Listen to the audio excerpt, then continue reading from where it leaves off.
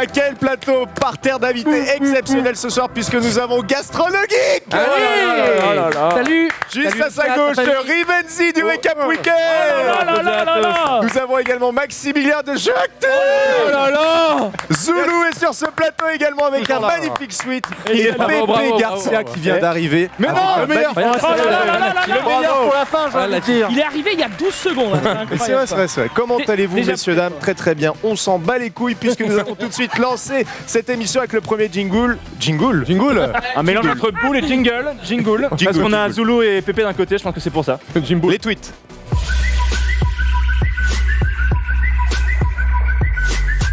Zulu, après ce jingle. Oh là, mais attends, on n'a même pas parlé de ton col roulé de fuckboy. Bah, merci. J'ai regardé la story de Insta de Vodka, je me suis dit, il y a quelque chose à faire. Du coup, je me suis mis bien pour l'émission, je me suis habillé. Écoute, bah tiens, et justement, je vais commencer cette petite chronique par parler d'un truc que tu aimes, mais je pense que le mot est faible. Si Death Stranding était sur PS1, regarde. Aïe, je crois que j'ai vu en plus le truc. Tu l'as vu? Ouais. Tu l'as vu. Ça m'aurait étonné le contraire, que tu l'aies pas vu, franchement. Ah oui, quelle horreur.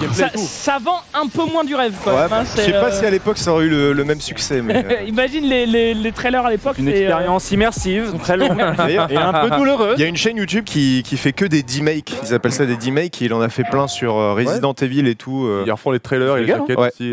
Franchement, c'est lourd. Et le mec a fait aussi un projet de jeu vraiment à l'ancienne. C'est quoi un D-make? C'est ça? C'est faire un jeu. C'est pas un remake. C'est l'inverse du remake. Ok. Tout simplement. Et il a fait un jeu et je sais pas ce que ça donne, mais je me renseignerai, j'en parlerai dans la cap. Mais il a fait un vrai jeu carrément. Merci Zulu. En fait, il faut avoir la foi quand même de. Mais c'est juste pour la petite vidéo de 10 secondes. Alors c'est extrêmement chiant à faire. En plus. C'est horrible. Hein. Pour un jour de buzz, t'as la Pour 3 retweets, c'est chiant. Super. 12 000 vues quand même. Alors l'autre jour, j'avais aussi montré une Spider Cam dans le foot US qui avait été plutôt remarquable. Et une Spider Cam, c'est la cam qui est au-dessus du stade de foot. Enfin qui fait qui est sur le feeling, quoi. Et qui est sur des câbles et qui permet d'avancer et de faire des plans assez stylés. Et ça a été remarqué cette semaine sur W9, il y a eu un match qui a été diffusé et le réalisateur a utilisé cette Spider Cam pour suivre une action et ça a été plutôt remarqué parce que c'est des trucs qu'on voit assez rarement. De suivre l'action du début jusqu'à la fin. Presque en mode drone en fait. C'est clairement en mode drone. C'est une belle et ça te permet de finir sur un plan relativement serré. C'est et de suivre l'action d'un. C'était cinématique FIFA, tu sais, en fait. Le gars, il sait faire. Ouais, non, mais c'est. Avec son petit pad là. Mais c'est un peu ça. Et en vrai, quand je vois ça, je me dis. C'est con, je trouve qu'on suit mieux l'action. Qu'on l'utilise pas assez. Et ça pourrait potentiellement donner des envies. Je sais pas ce que t'en penses, Pépé. Je veux le plus beau, putain. Non, j'avoue, la dernière fois, j'avais montré une Spider Cam en foot US, c'était quand même beaucoup plus. Non, mais le gars, elle était chambée celle-là. Je suis fou de la Spider Cam. Je vais essayer de la retrouver tout à l'heure pour la Tu demandes à la fin si c'est pas une sorte de. Ça marche bien. À la fin, tu pourras pas mettre une sorte de puce sur un joueur. Et que tu lock la Spider Cam. Des GoPro. Cyberpunk.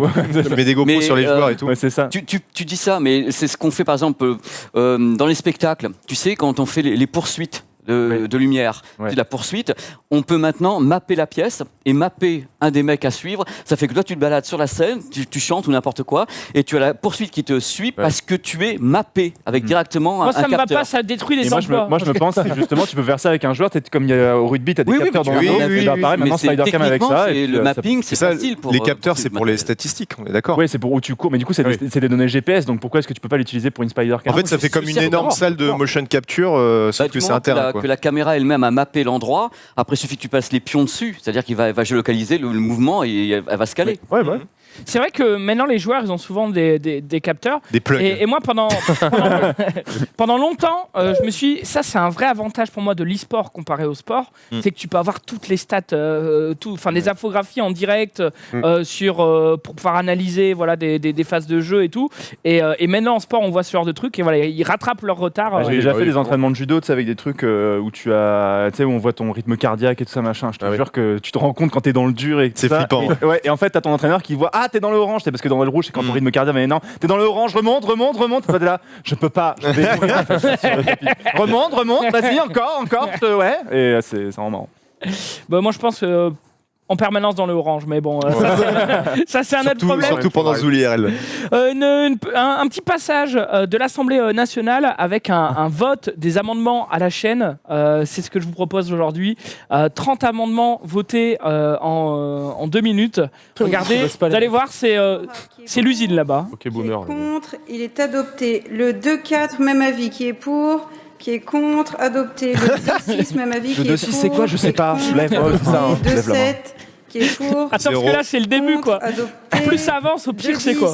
Elle va se suicider à la fin, c'est pas ça. Qui est contre, il est adopté. Allez, Le hop, 13, c'est pas un montage, hein, c'est à la suite là. Ouais. Qui est contre, En haut. il est adopté. En bas. En bas. Le 15, Tu remappes ça sur la musique, c'est C'est parfait. vraiment quand tu fais un stream et que tu dis ok, on va jouer à quel jeu ensuite, les gars. C'est exactement ça. Le Stropole en live. De 20, qui est Ah, mais pour, c'est ouf, en fait. qui est contre. Si tu mets- Elle lève les sourcils et tout, de 20. Non, mais c'est exactement ça. Adopté. Qui est contre. Ça la saoule. En fait, la meuf, c'est un automate. Adopté. Mais c'est clair. 25 pour, contre. Elle kiffe son job. Clairement. Bah, elle sourit à la fin. Elle souffle et tout, elle est immonde. Elle me régale. Ah, c'est flippant, putain. Il s'arrête plus comme t'es. Il y a un mec, il est comme ça. Il faut pas se tromper, c'est- Ah non, mais en fait, je voulais voter non. Ah, elle explose, notre choix. 14, qui est pour? Qui est contre? Adopté. Oh, de propre. 11, qui est pour? Ça se trouve, c'est des putains de lois de. Non, c'est les amendements techniques. Ça. Même avis, même Ils font vote. des vidéos, le Gorafi. Même avis, même Mais c'est vote. Groland, On n'a ouais. plus le temps de lire les trucs, c'est pareil. Même avis, même vote. Adopté. Ah, quelle horreur, ça n'empêche. part. En fait, le truc, c'est qu'il faut savoir que 8, même avis, même les vote. 30 dernières minutes, ils ont débattu sur, Oui, bien sûr. sur Oui, oui. ces amendements. Et du coup, bon, bah voilà, je pense que. Oui, ils c'est la savent à résolution. fin. en fait. Encore heureux. Près du truc, ça. En fait, ouais, ce sont des amendements techniques, c'est-à-dire que ça, ils en font, mais tous les jours, 650, juste pour adapter, avancer et compagnie. Moi, ce qui est flippant, ce que j'aimerais savoir, c'est à quelle heure ça se déroule. Oui, parce que Si c'est à 15h, où sont les mecs? Bah, regarde les, Tu vois, genre, regarde les cernes, hein, on dirait Tom Nook, à mon avis. c'est. Elle a pas beaucoup dormi, hein, donc. Elle a un peu bout de sa vie quand même. Ouais, elle a l'air de Mais c'est crever. ouais, c'est le rapporteur. Elle Il y a- a, mais il y a moi, ce qui me choque, c'est qu'il n'y a personne. Quoi. Non, non. C'est- Après, Ouais, c'était à c'est vrai. 2h du matin. Oui, mais, Non, mais en fait, c'est la question, tu vois. Ça se trouve, il y a quand même Ouais. des trucs un petit peu importants. Après, à 2h du matin, souvent, il y a des trucs importants qui se votent, justement. Enfin, en fait, parce qu'il y a personne. tous les qui peut rapports faire de pression, c'est comme ça que tu les fais passer. Tu sais, tu t'attends les vacances scolaires, les mecs sont en vacances, ils vont pas t'emmerder. T'attends plein de trucs comme ça, quoi. Donc là c'est un peu la question que je me pose. T'as vraiment l'impression qu'ils foutent rien, quoi. Et en plus, il y a que elle qui bosse. En vrai, D'accord, d'accord. En vrai, Ok. c'est pas si vrai que ça parce que depuis que Macron est arrivé, ils font passer beaucoup d'amendements et du coup, les députés sont un peu sur les rotules parce qu'ils font voter beaucoup de choses donc ils peuvent pas être là tout le temps, tu vois. Surtout Mais de si ouf, toute la journée, t'es là en en vrai. mode ouais, vas-y, Ouais, même allez. avis, En vrai, ils ont des machin gros et tout. horaires. En vrai, ils ont des Mais gros horaires. moi, je suis Mais je convaincu. connais pas assez pour Mais là, j'ai vraiment envie de savoir.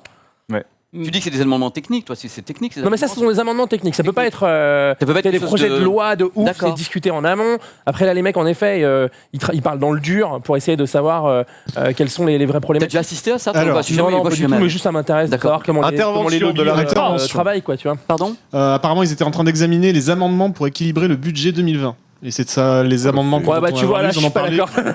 ils en ont parlé pendant 20 minutes avant. Voilà, Ok. 20 minutes. bien. Nous, c'est comme ça pour les OP dans les trucs de stream qui est là. Voilà.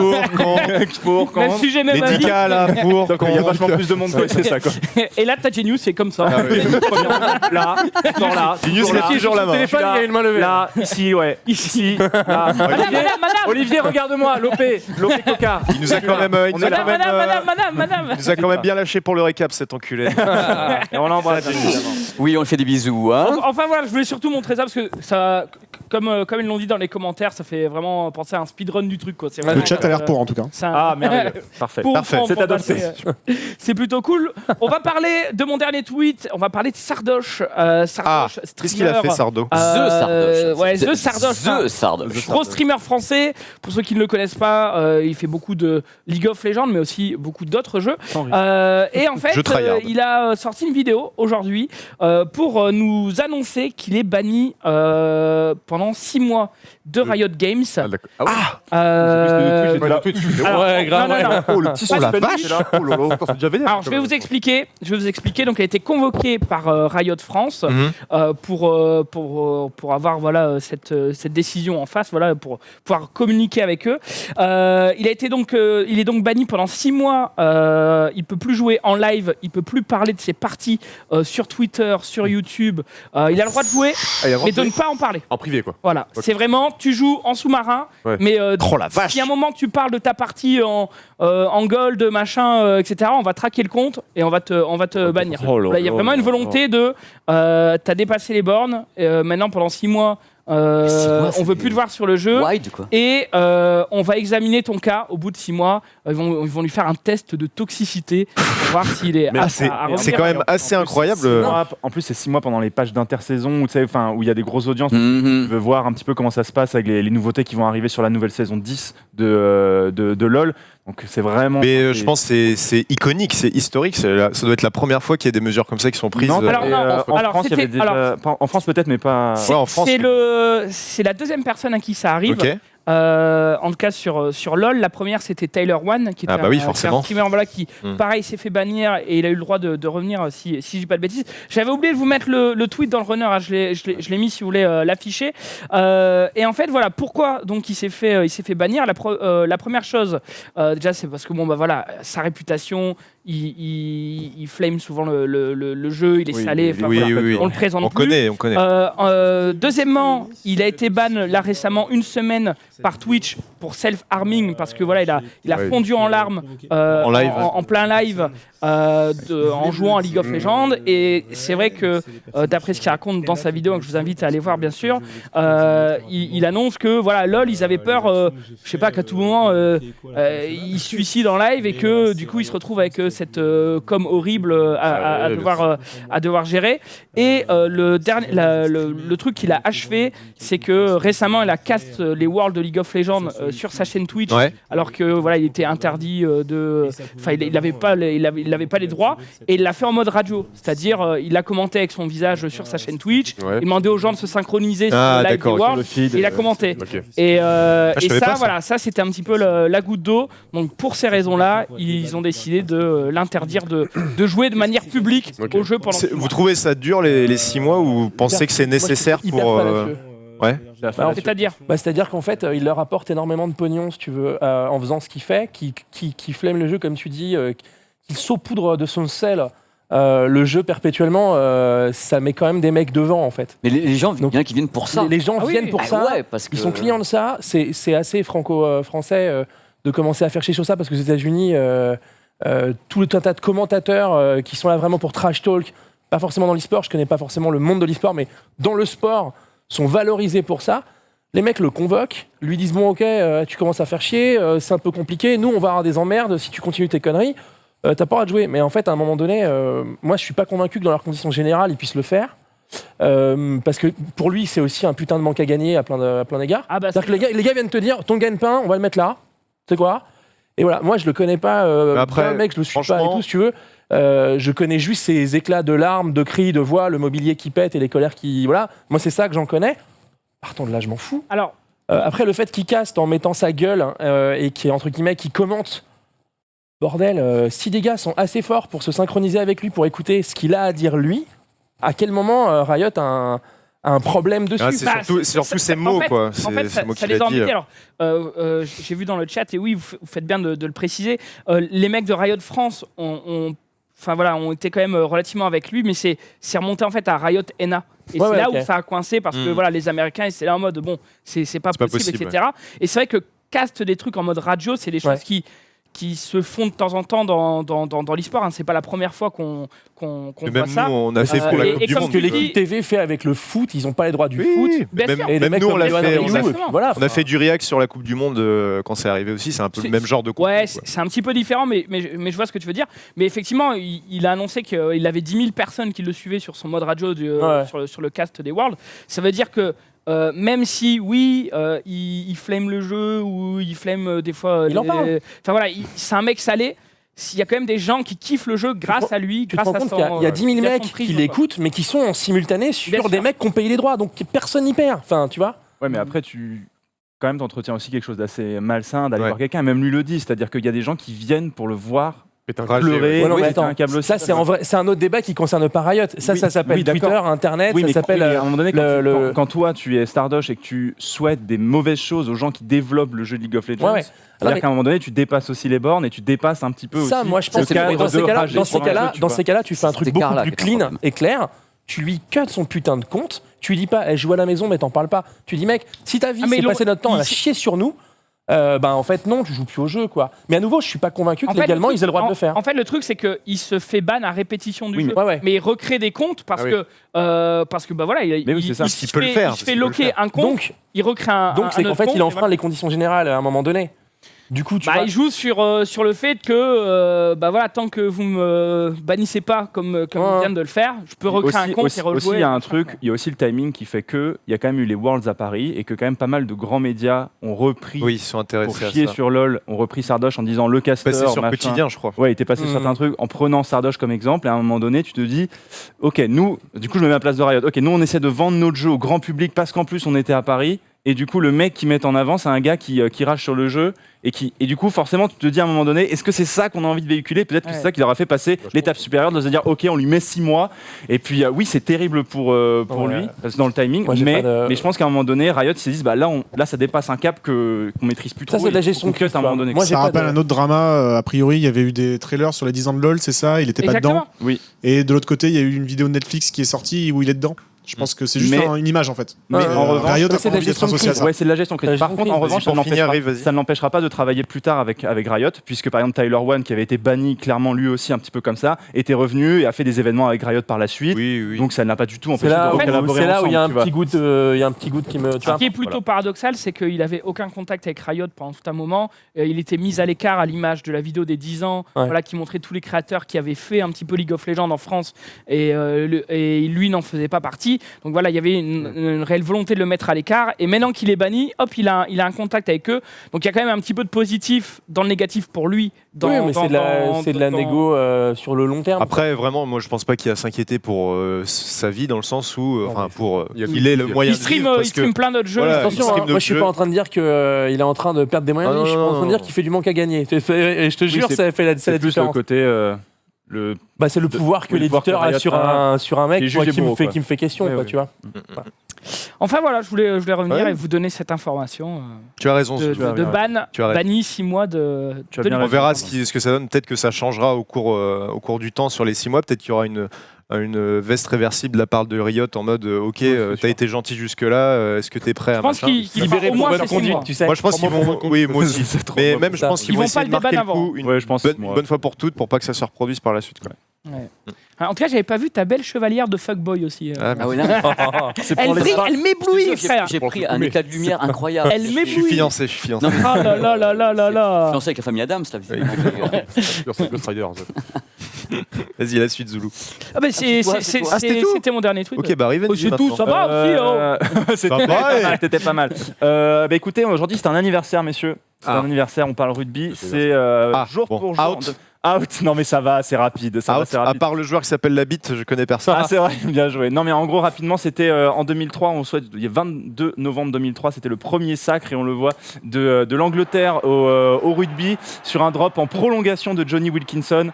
Ils sont fait plier par l'Afrique du Sud. C'était très long. Mais voilà, c'était petit anniversaire à souhaiter. Sinon, on parlait de League of Legends, on va y revenir puisque Vitality, la structure française, a annoncé un nouveau coach. Français. Il s'agit de Duke, l'ancien coach de Splice, donc qui a été annoncé, enfin pas encore annoncé, mais en tout cas l'équipe l'a annoncé du côté de chez Vitality. On attend, on va dire, l'officialisation. Mais Lomo Draftus, qui a donc mené 2 fois en playoff les Splice et qui les a menés jusqu'en quart de finale des Worlds, jusqu'à face à SKT, contre qui ils ont perdu 3-1. Et du coup, Duke rejoint l'écurie. Il sera accompagné de 2 autres Français. On attend toujours les officialisations. Skin, c'est déjà sûr. Il y avait, Néo en avait parlé. Et Comp, le joueur de chez LDLC, qui devrait rejoindre le bateau Vitality. Donc ça ferait avec Cabochard 3 joueurs français dans le line-up, plus le head coach qui serait français à son tour. Donc voilà. Ok, ouais. Bonne nouvelle. Deux choses là-dessus. La première, c'est que je trouve ça hyper cool d'avoir une écurie française qui recrute des Français et tout pour faire une team. Alors pas forcément 100% française, mais au moins avec des représentants français. Ça, je trouve ça super cool. C'est pas la première fois qu'ils font ça, bien sûr. Et deuxième chose, j'ai regardé ce tweet et j'ai vu j'ai vu quelques mecs un peu haineux de l'e-sport en réponse. en réponse. Ah, mais c'est l'équipe. Mais putain, c'est l'équipe, l'e-sport, c'est pas du sport. À chaque fois qu'il y a un tweet, il y a un truc comme ça genre, en mode mais attends, mais on débranche une prise de 24 volts, c'est terminé. Alors, il y a des perles, mon pote. Je remarque que tous ces mecs-là ont l'accent du Sud. Souvent. Mais oui, c'est sûr. Bon, enfin, Zulu, je sais pas trop ce que c'est comme accent. Entre Ils n'ont pas été finis normalement. Dunkerque et Marseille. C'est la Drôme, quoi. On est vers là. À peu près. C'est vers là. Donc non, la news était vraiment cool et donc on remercie Yamato Kano qui était donc l'ancien coach et qui était quand même une figure emblématique de l'équipe. Et puis pour terminer, une petite vidéo que je vous ai mis. On met la vidéo. Pour rigoler. Qui fait le malin Qui fait le malin se prend un arbre. Paul Zinravin. Vous l'avez tous connu, le mec qui roule en BM devant vous. Ouais. Et là, il va Quand le mec tourne, il sent qu'il range son frein. Petite accélération des familles. Et là, une chèvre. Oula. Et là, tu sais pas pourquoi. Chèvre. La petite accélération. Allez, ciao, joli Kevin, ravin. Joli ravin. C'est bien la peine. On n'a rien pu faire.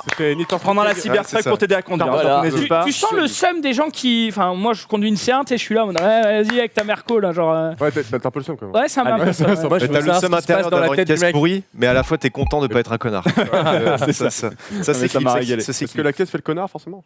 En tout cas, le mec à l'intérieur, là, à mon avis, il était. Ou alors ils sont deux et ils étaient pas d'accord. Ouais, peut-être. Il y a un mec qui a dit ah ouais tu sais quoi tu viens on va tester ta Il caisse. faisait le débat sur l'e-sport tout à l'heure. Passons à mes quelques petits tweets. Ah oui, apparemment, alors je ne sais pas si c'est vrai. Apparemment, c'est vraiment arrivé, mais il y a eu des parodies. Donc, je vous laisse regarder la vidéo. C'est pendant une émission apparemment qui passe à la télévision. Je sais pas si chez vous c'est pareil, mais alors moi, j'ai un camailleux de couleur d'automne Pas la blairer elle. extraordinaire dans mon jardin. C'est un truc de... Le bruit qu'elle fait. Les couleurs d'automne. Ah non. Elle a fait un rictus juste après, mec. Oui. Alors j'ai cru voir dans les réponses que apparemment c'est quelque chose de faux. Il y a eu énormément de parodies aussi hier. Alors non, c'est vrai. Est-ce que la notif est vraie? La notif est vraie. La notif est vraie, mais En fait, c'est envoyé par son C'est son collègue qui est en plateau, c'est une mise en C'est une scène. mise en scène toujours un qui font au pré-générique début de avant. l'émission. Voilà. C'est ce que j'ai vu aussi. elle s'est attendue. Mais t'avais des trucs si, encore c'était plus prévu, ouais. hardcore dans les Elle le parodies. dit. En fait, il y a le générique qui part juste après ça et elle dit dans la seconde qui suit, c'était prévu, attention. En tout cas, dommage. la séquence prise hors de son contexte. Ça a été publié sur leur réseau, je pense. Enfin, quand il se passe un truc comme ça, bon, même le réal, tu vois, genre, t'as l'impression, enfin, le cadreur il zoome sur le mot, le réal il change pas, tu sais, alors que bon, tu vois un message pop sur. Et en fait, mieux que ça, si on regarde bien la vidéo, on voit que ça zoome déjà sur la notification avant qu'elle apparaisse. C'est vrai que c'est un peu au-dessus de l'écran. Johan, ça se voit que t'as bossé à la télé en fait. Excuse-nous quoi. Il vient pas de nulle part, c'est Il connaît les bombes pour buzzer sur le net et à la télé, ouais. Ici, c'est tout sauf scripté en tout cas. Soudi est bonne aujourd'hui. On avait d'autres choses aussi. Ah oui, Bigard et Wonkill. On en avait parlé. Non. Apparemment, c'est fait. Pour l'instant, en tout cas, Bigard a fait un tweet pour dire ça va pas être joli. Tu vois, justement, si même lui il annonce, tu sais, ça va être tout ce que j'ai mis. Bon, bah ça sert à rien de vous le cacher plus longtemps. Moi, qui m'a fait passer le test de pureté et c'est pas joli. Je préfère te prévenir. Donc apparemment, c'est tourné et apparemment tous les monteurs de Wonkill sont en mode on se bat pour savoir qui va monter la vidéo. Et en tout cas, il y a une petite impatience qui se crée autour de ça et on a hâte de voir ce que ça donnera. Quand tu dis tous les monteurs, j'ai l'impression qu'ils sont 30. Ils sont quelques-uns, mais il est bien organisé. Ils sont bien une quinzaine. Ah merde. En fait, en gros, le Wonkill, ils ont un système de montage qui est qu'en gros, ceux qui ont le temps montent et ils sont recrutés par. C'est surtout que dès qu'ils finissent un live, ça rentre dans une playlist replay. Les mecs disent ok, bah, je vais monter celle-là et puis ils s'organisent entre eux. En fait, ils sont pas dépendants d'un monteur ou comme certains. Ouais, c'est ça. Ils ont plein de monteurs. J'avais autre chose, un petit jeu auquel j'ai beaucoup joué dans mon enfance, Titeuf Mega Compet. Je sais pas si vous y avez joué sur PS2. Enfin non, j'y ai pas joué, mais je. Ah non, je croyais que tu parlais du jeu sur Game Boy Color. Non. Bah, il est peut-être aussi sorti sur Game Boy. C'est l'adaptation, ouais. C'est ça. Et ben en tout cas, il revient en remake sur nos consoles actuelles. Oui, en remaster, pardon. Parce que c'est pas non plus extrêmement joli au niveau des animations. C'est dégueulasse. C'est du même niveau qu'à l'époque. Cette claque graphique J'en avais parlé à Donald Rigno, il m'avait dit qu'il avait proposé pour refaire les doublages et tout. Apparemment, ils ont pas voulu, donc c'est vraiment en mode non, on va juste faire du fric avec rien. Donc ça revient. Ça va vraiment faire du fric. Bah moi, en tout cas, je pense que je vais l'acheter parce que j'avais kiffé. Le petit mini-jeu dans la neige et tout, j'avais bien kiffé. Donc World Premiere, grosse exclu, mais en tout cas, moi je suis assez curieux de pouvoir retater le jeu. C'est vraiment juste par flemme de l'installer sur un émulateur, mais on va voir. Mais en tout cas, je ne pense pas que ça se vendra beaucoup. De toute façon, Microids, ils ont sorti Fort Boyard. Il faut Astérix, hein. Le GOTY, c'est quand même Garfield Kart. Kart. C'est eux qui font Garfield. Bien sûr, Garfield Kart. La vie. D'accord. Vous l'avez testé? Non. C'est eux qui font Astérix XXL. Hein. Oui, c'est eux qui viennent sortir. Moi, ils m'avaient envoyé leur truc quand j'ai fait mon livre de cuisine Astérix en me disant il y a peut-être une OP à faire. J'ai dit si vous m'appelez moi pour ça, les gars, c'est qu'il y a un souci. C'est terminé. On n'est pas bien le truc là, les gars. Bon, autre chose qui a fait parler Tesla, hein, c'est plutôt Tesla, parce que avec ce qu'ils nous ont montré hier, nos chers amis, tu peux afficher le tweet s'il te plaît en régie. Un nouveau véhicule, une espèce de grosse merde en low poly. C'est des standings en fait. Attends, Hugo, c'est pas Créapils le tweet que tu mets? Ouais, si. Franchement. Alors pour l'anecdote, j'avais liké un tweet que j'ai perdu, qui a été supprimé. Je suis allé sur Créapils, il l'avait mis. Donc, parce que Hugo, dès que je passe un tweet de Créapils, d'accord. Il me fait alors Zoulou, Créapils. Ouais, c'est vrai. Non mais je suis allé vers la facilité là. Non mais attends, remonte. Par contre, on n'a pas assez vu, on n'a pas assez contemplé. Dans l'émission d'avant, on a fait un quart d'heure sur le. Oui, vous en avez parlé. On en a parlé déjà. T'as trouvé un quart d'heure dessus. Non, mais c'est pas moi qui étais l'initiateur, mais je trouve qu'il y avait des choses à dire sur le produit parce qu'il y a quand même un côté rétro, néo, moderno. Moi, je trouve qu'il y a un côté Demolition Man. Il y a un truc quand même qui est assez important. Les textures n'ont pas chargé là. Ouais. Mais là, tu vois les mecs qui designent les bagnoles, ils sont tout en courbe. Là, Elon, il leur a fait pop. Je pense qu'il a eu un délire, mais moi, ce que j'ai aimé, c'est l'idée, il a essayé un truc. On peut faire un barbecue avec. Il y a la fonction barbecue, t'as l'arrière qui se Mais là, tu me parles. Tu peux faire un barbecue avec. Là, d'accord. Non, mais c'est vrai, non, mais il a mis une photo en ligne. Il a mis une photo en ligne avec le barbecue. Dans le coffre. Alors, il y a un truc important qu'il faut quand même voir. Voilà le barbecue. Pas tous en même temps, les gars, s'il vous plaît. Je n'avais donc pas mitonné. Il y a un barbecue arrière, tu peux tout faire. Barbecue mitonné. Ouais, voilà, j'étais dessus, c'est marrant. Ouais, pas mal. Non mais désolé, on m'a même pas fait exprès. Donc voilà, on sait pas, c'est 2021 ou pas avant. Hein. Et donc on n'a toujours pas de prix. Ils n'ont 40 000 $. 39 000 $. Ouais, j'ai 39. Non, il y a 3 prix. 39 000 $. Ah mais c'est Il y a 3 prix. C'est donné. Et t'as 39 000 $, mais t'as pas la conduite automatique et t'as 400 km d'autonomie. Alors que si tu vas sur la gamme à 60 000 $, là t'as conduite automatique et t'as 800 km d'autonomie. Et regarde bien le tableau de bord, si tu prends un pet dessus, c'est-à-dire sans ceinture, tu meurs tout de suite parce que ce sont que des angles. C'est du marbre. C'est que des angles. Regarde, là tu peux pas, il faut que tu mettes 12 ceintures de sécurité pour être certain. Et vu en même temps l'angle d'attaque de la voiture, si tu heurtes un piéton, c'est quand même pas terrible non plus. J'avoue bien aimer l'intérieur. L'intérieur, je le trouve pas mal. Mais ça va vraiment être commercialisé tel quel. C'est hommage à Alien, c'est hommage à Blade Runner. Et à noter que Tesla a en même temps présenté, je vais vous trouver la photo, le quad qui va avec. Ah ouais. Qui peut être mis dans la voiture. Dans la voiture. Pour 100 000 balles. Pour 100 000 balles de plus. T'as le barbecue et le quad. Tiens, j'ai mis un tweet, le dernier, dans ma rubrique réseaux sociaux. Un petit montage d'un mec qui a fait ça sur la bagnole, justement. Un petit montage qui reprend un petit design que vous allez peut-être je pense savoir reconnaître. Oui, je crois que je l'ai vu aussi. Je pense que c'est ça. Mais c'est vraiment ça. Hein. C'est un Warthog. Ouais, en plus avec le nom de la voiture qui est tagué et tout, on est vraiment dans l'hommage. Après, niveau com, je sais pas, moi, je suis quand même assez séduit, mais est-ce que le produit va être acheté, à mon avis, à part les hommes riches qui ont sachant que Ford, qui est le gros concurrent, il va concurrencer Ford sur le marché américain, et Ford a annoncé son autre gros truck en même temps, le même soir. Et ça ressemble à quoi? Et ça ressemble à quelque chose de très classe, très épuré. Et en fait, c'est ce qu'on aurait pu attendre limite de la Tesla. En train de me l'acheter, ces connards là. Du godélire partout. Je pense que l'autre, il veut faire une cassure. Il peut tout se permettre. On sait qu'il est un peu barré quand même. Donc moi, c'est vrai que ça a un côté Tony Stark très clair en mode. Tony Stark plutôt. Ouais. Mais moi je trouve, tu sais qu'ils ont bien entendu, qu'ils ont créé le Tony Stark de Robert Downey Jr. en partant d'Elon Musk. Il fait ce qu'il veut, le mec. De toute façon, il envoie lui-même des fusées. C'est ce que je dis, c'est que le mec, il peut être disruptif ou pas, il s'en fout. Moi, je trouve que l'idée, quand même, c'est osé. Donc, lui, ses fusées à lui, elles reviennent en plus. Moi, je pense qu'il repose, tu vois. Il s'est juste fait, c'est clairement juste fait son kiff. Mais c'est clair. C'est tout. Non, bah ouais. Il a raison, c'est que ça, son entreprise depuis le début.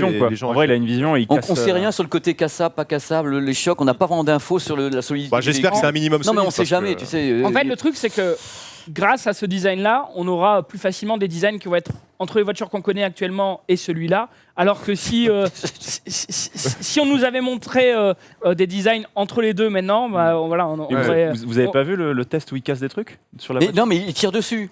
Et non, dans la conférence de presse, il tire dessus. Oui, d'accord. Il a jeté des canettes de bière, il a jeté des boules de pétanque et il a tiré dessus. Il a même frappé à la masse. Pendant la conférence. Il a frappé à la masse et à la hache. En gros, la masse s'est passée. Voilà, alors je sais pas, là, celle-là, il est calme encore, mais à un moment donné, je crois qu'il tire dans ma dessus. chronique. Voilà, regardez. Code. C'est pas des bourges, les trucs, je l'ai vu, j'étais scié de bonheur. Je dis, mais c'est pas possible, le mec, il va pas oser. Le mec, allez, vas-y, regarde, c'est un tank bosniaque, le truc. Regarde la pétanque. C'est un véhicule. Michel Pointe. Voilà, regarde. Ah bah alors. Il faut venir quand tu tires dessus. Mais c'est naze. C'était censé résister? Oui. Ah oui, merde. En gros, il a fait. Ouais, mais censé résister. Ouais, mais il sort les flingues après, le mec. Jeter des balles de tennis, mais pas de. Moi je dis, au moins. Ils ont fait là, c'était pas le résultat qu'ils attendaient. Non, elle doit pas traverser. Elle doit pas traverser la vitre. En fait, en gros, c'était pas prévu dans la conférence. Non, elle doit pas traverser. En fait, en gros, ce qui se passait, c'est qu'ils faisaient des tests sur des vitres à côté. T'as le boss qui fait, mais on va le faire en live alors, let's go là-dessus. Ah, j'adore. Et là, du coup, le monde qui fait, ok, t'as son pote qui arrive avec la boule de pétanque qui fait, t'es sûr, hein? C'est Michel Grosbois. Il la jette. Et là, il fracasse la vitre et t'as son pote qui fait oh my fucking god. C'est quand même marrant de voir le produit mis en avant comme ça la première fois qu'on le voit et un évier faire dégrader. Je suis désolé, on dirait un évier. Non mais c'est vrai. C'est pas très beau. Non, c'est pas possible. Le mec a quand même mis un avec le quad. Oh là là. Non mais il y a une idée quand même pour pas dire le contraire. Ah non mais je dis pas le contraire. Approche un peu du cul après mais. Je dis pas le contraire tu vois. C'est sincèrement moche. Après, ça reste un truck que tu peux t'acheter à moins de $50,000. Voilà, c'est ça. Et qui fait un putain de barbecue. Donc une affaire. Tu peux recharger ton. Sincèrement, on sait jamais si ça sort ou pas. Le mec a dit 2021. Ça se trouve, ça va être abandonné. C'est toujours un effet. Mais comme énormément de trucs. Il y a une conférence de presse, il y a les journalistes, tout le monde est là. On fait un truc pour faire parler de la marque. Et la bourse a perdu 6% après. Ah ouais. Je dis rien. Je fais pas ma sucrée, mais il a perdu 6% après. Ma sucrée. T'as mijauré. Donc il a pas convaincu. Tu perds 6% dans le quart d'heure et 2 jours après les gens ont oublié et ils disent allez mon gars je te remets 8 à la louche. Donc voilà. Au moins. En tout cas, Rivenzi tout à l'heure nous parlera de Tesla, mais peut-être d'autres choses, on verra. Mais moi j'ai un truc avec des fusées tout à l'heure. Avec des fusées? Ah carrément, j'ai tapé dans la fusée aujourd'hui, allez soyons fous. Ouais, parce que ce que je vois là, c'est pas très vendeur. Mais non, faut que tu me le vendes, faut que tu me le vendes, Pépé. Je termine mes tweets avec le fait que demain on revive la cuisine qui était censée se passer il y a 2 semaines. Ouais. On fera l'émission avec Thibaut demain, où on fera de la cuisine spéciale Death Stranding. La cuisine spéciale, c'est le mot. Spéciale noire en fait. Ouais, en fait, ça va être dark. Ça peut être mis de côté, mais bon. Non, mais oui. Parce que les ingrédients seront. On va essayer d'être dans l'ambiance de ton jeu Death Stranding. On va faire un truc parce que ça va être la 5e de la cuisine. Et donc ça va être la première fois que je vais rien avoir vraiment préparé. On va faire du live vraiment live demain. On verra demain. Les courses et tout en live. Non, j'ai tout fait. C'est bon, les courses sont faites. Okay. Mais on va cuisiner, on verra. Enfin, je sais à peu près où on va, n'aie crainte. Et ce sera très bon. Tu vas tester des choses en live. Ouais, vraiment.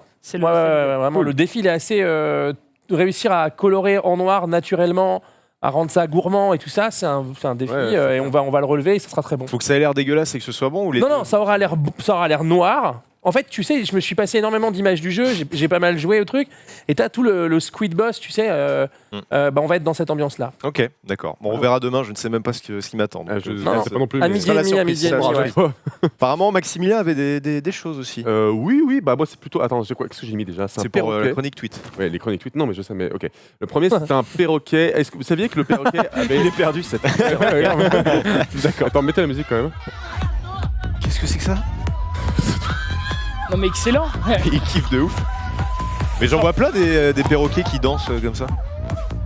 Ah mais lui il mixe en même temps, c'est que tu sais pas. Il fait pas que danser, celui-là, il mixe en même temps. Putain, la dégaine du truc, excellent. Quand tu as un faux, tu vois, il y a côté gimbal. Léo Max. Je me suis littéralement perdu à regarder des vidéos de perroquets sur le net. Et je crois que ça a vraiment une sensibilité musicale. Attends, j'avais pas vu mon t-shirt. Passe-moi l'Oasis. C'est compliqué, c'est un défi. C'est un défi, non, c'est une fois je sortais d'une soirée, j'ai demandé Oasis et on me l'a envoyé dans la gueule, c'est pour ça que j'ai une cicatrice. Ah d'accord. Ah oui d'accord, mais c'est un lore ultra deep en fait. Ouais, du coup ouais. Mais non. En fait j'avais pas prévu de passer dans le récap aujourd'hui, j'ai fait bon, tant pis, je ne passe pas en live, je passe dans le récap. On va expliciter cette vanne, cette douloureuse soirée. Deuxième apparemment c'est MSN. Ouais, MSN, qui a utilisé MSN ici? Tout le monde, je pense. Tout le monde. Alors maintenant, vous connaissez Lina. J'avais déjà utilisé lina.fr la dernière fois que j'étais passé. Donc, vous savez, les archives de toute la télévision, il y a longtemps. Il y a eu un avant. L'ère pré-Wiz, tu vois. L'ère Caramel, mon pote Lycos, tout ça, t'es trop jeune, mais tu sais pas. Mais gros coup de vieux n'empêche. Ouais, j'ai l'impression d'avoir 45 ans. Bah ouais, du coup, ça date que de 2005. Et c'est pourtant un service que j'utilisais pendant des années. T'en savais, Pépé, à l'époque? Ouais, Clément. Je raffolais pas. C'était encore les pigeons voyageurs pour Pépé à l'époque. Oui. Oh, la dégaine du bordel. Enfin, il est vénère. Ah non, mais c'est trop vénère. Il écoutait pas du hardstyle. Lui, j'avais vraiment envie d'être à côté, lui faire bien voir un instant, ouais. Ta gueule. Ferme-la. Franchement, MP3. Le mieux, c'est la respiration après. Franchement, MP3. D'accord. Et imaginez dans 15 ans ce qu'on dira de ce qu'il y a maintenant, tu vois. Webcam. Ouais, bah c'est possible. Ouais, c'est possible. 20 ans. Oh là là. Instagram, mon pote. Clément est surconnecté. Il est un jeune du 21e siècle. Et la voix est insupportable. Et ça dure pendant 25 minutes. C'est chiant. Comment est-ce qu'on sort de ces séances d'enregistrement? Je crois qu'après il écoute des trucs comme ça et puis Ah oui, ça m'étonne. Tout seul dans sa chambre. complètement starvé. Sûr. Violent. Moi ce que j'aime c'est la violence. Ah voilà, Et il s'entraîne, hein. j'adore la violence. Ah, il écoute du Christian J'aime, bah, Core Pendant des heures. Oh, YouTube. En fait, les clips que je regarde plus, c'est des trucs plus underground, genre dans les caves et tout. Ah, On est t'as la gueule d'un t'as la gueule d'un mec qui va dans les caves, ouais.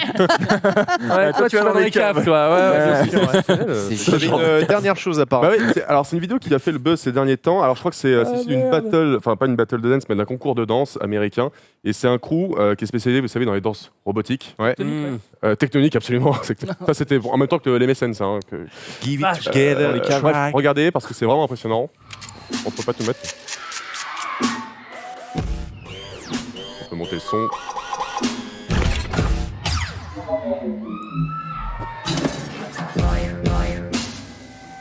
Putain, avec la synchro et tout.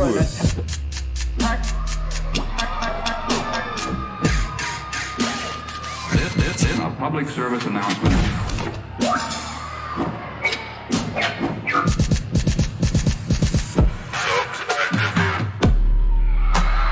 Ah ouais, stylé C'est quand même balèze, putain. C'est stylé. Ah, c'est pas incroyable talent là. Non, non, non. En C'est fait, un vrai concours de danse en Arizona. En Arizona.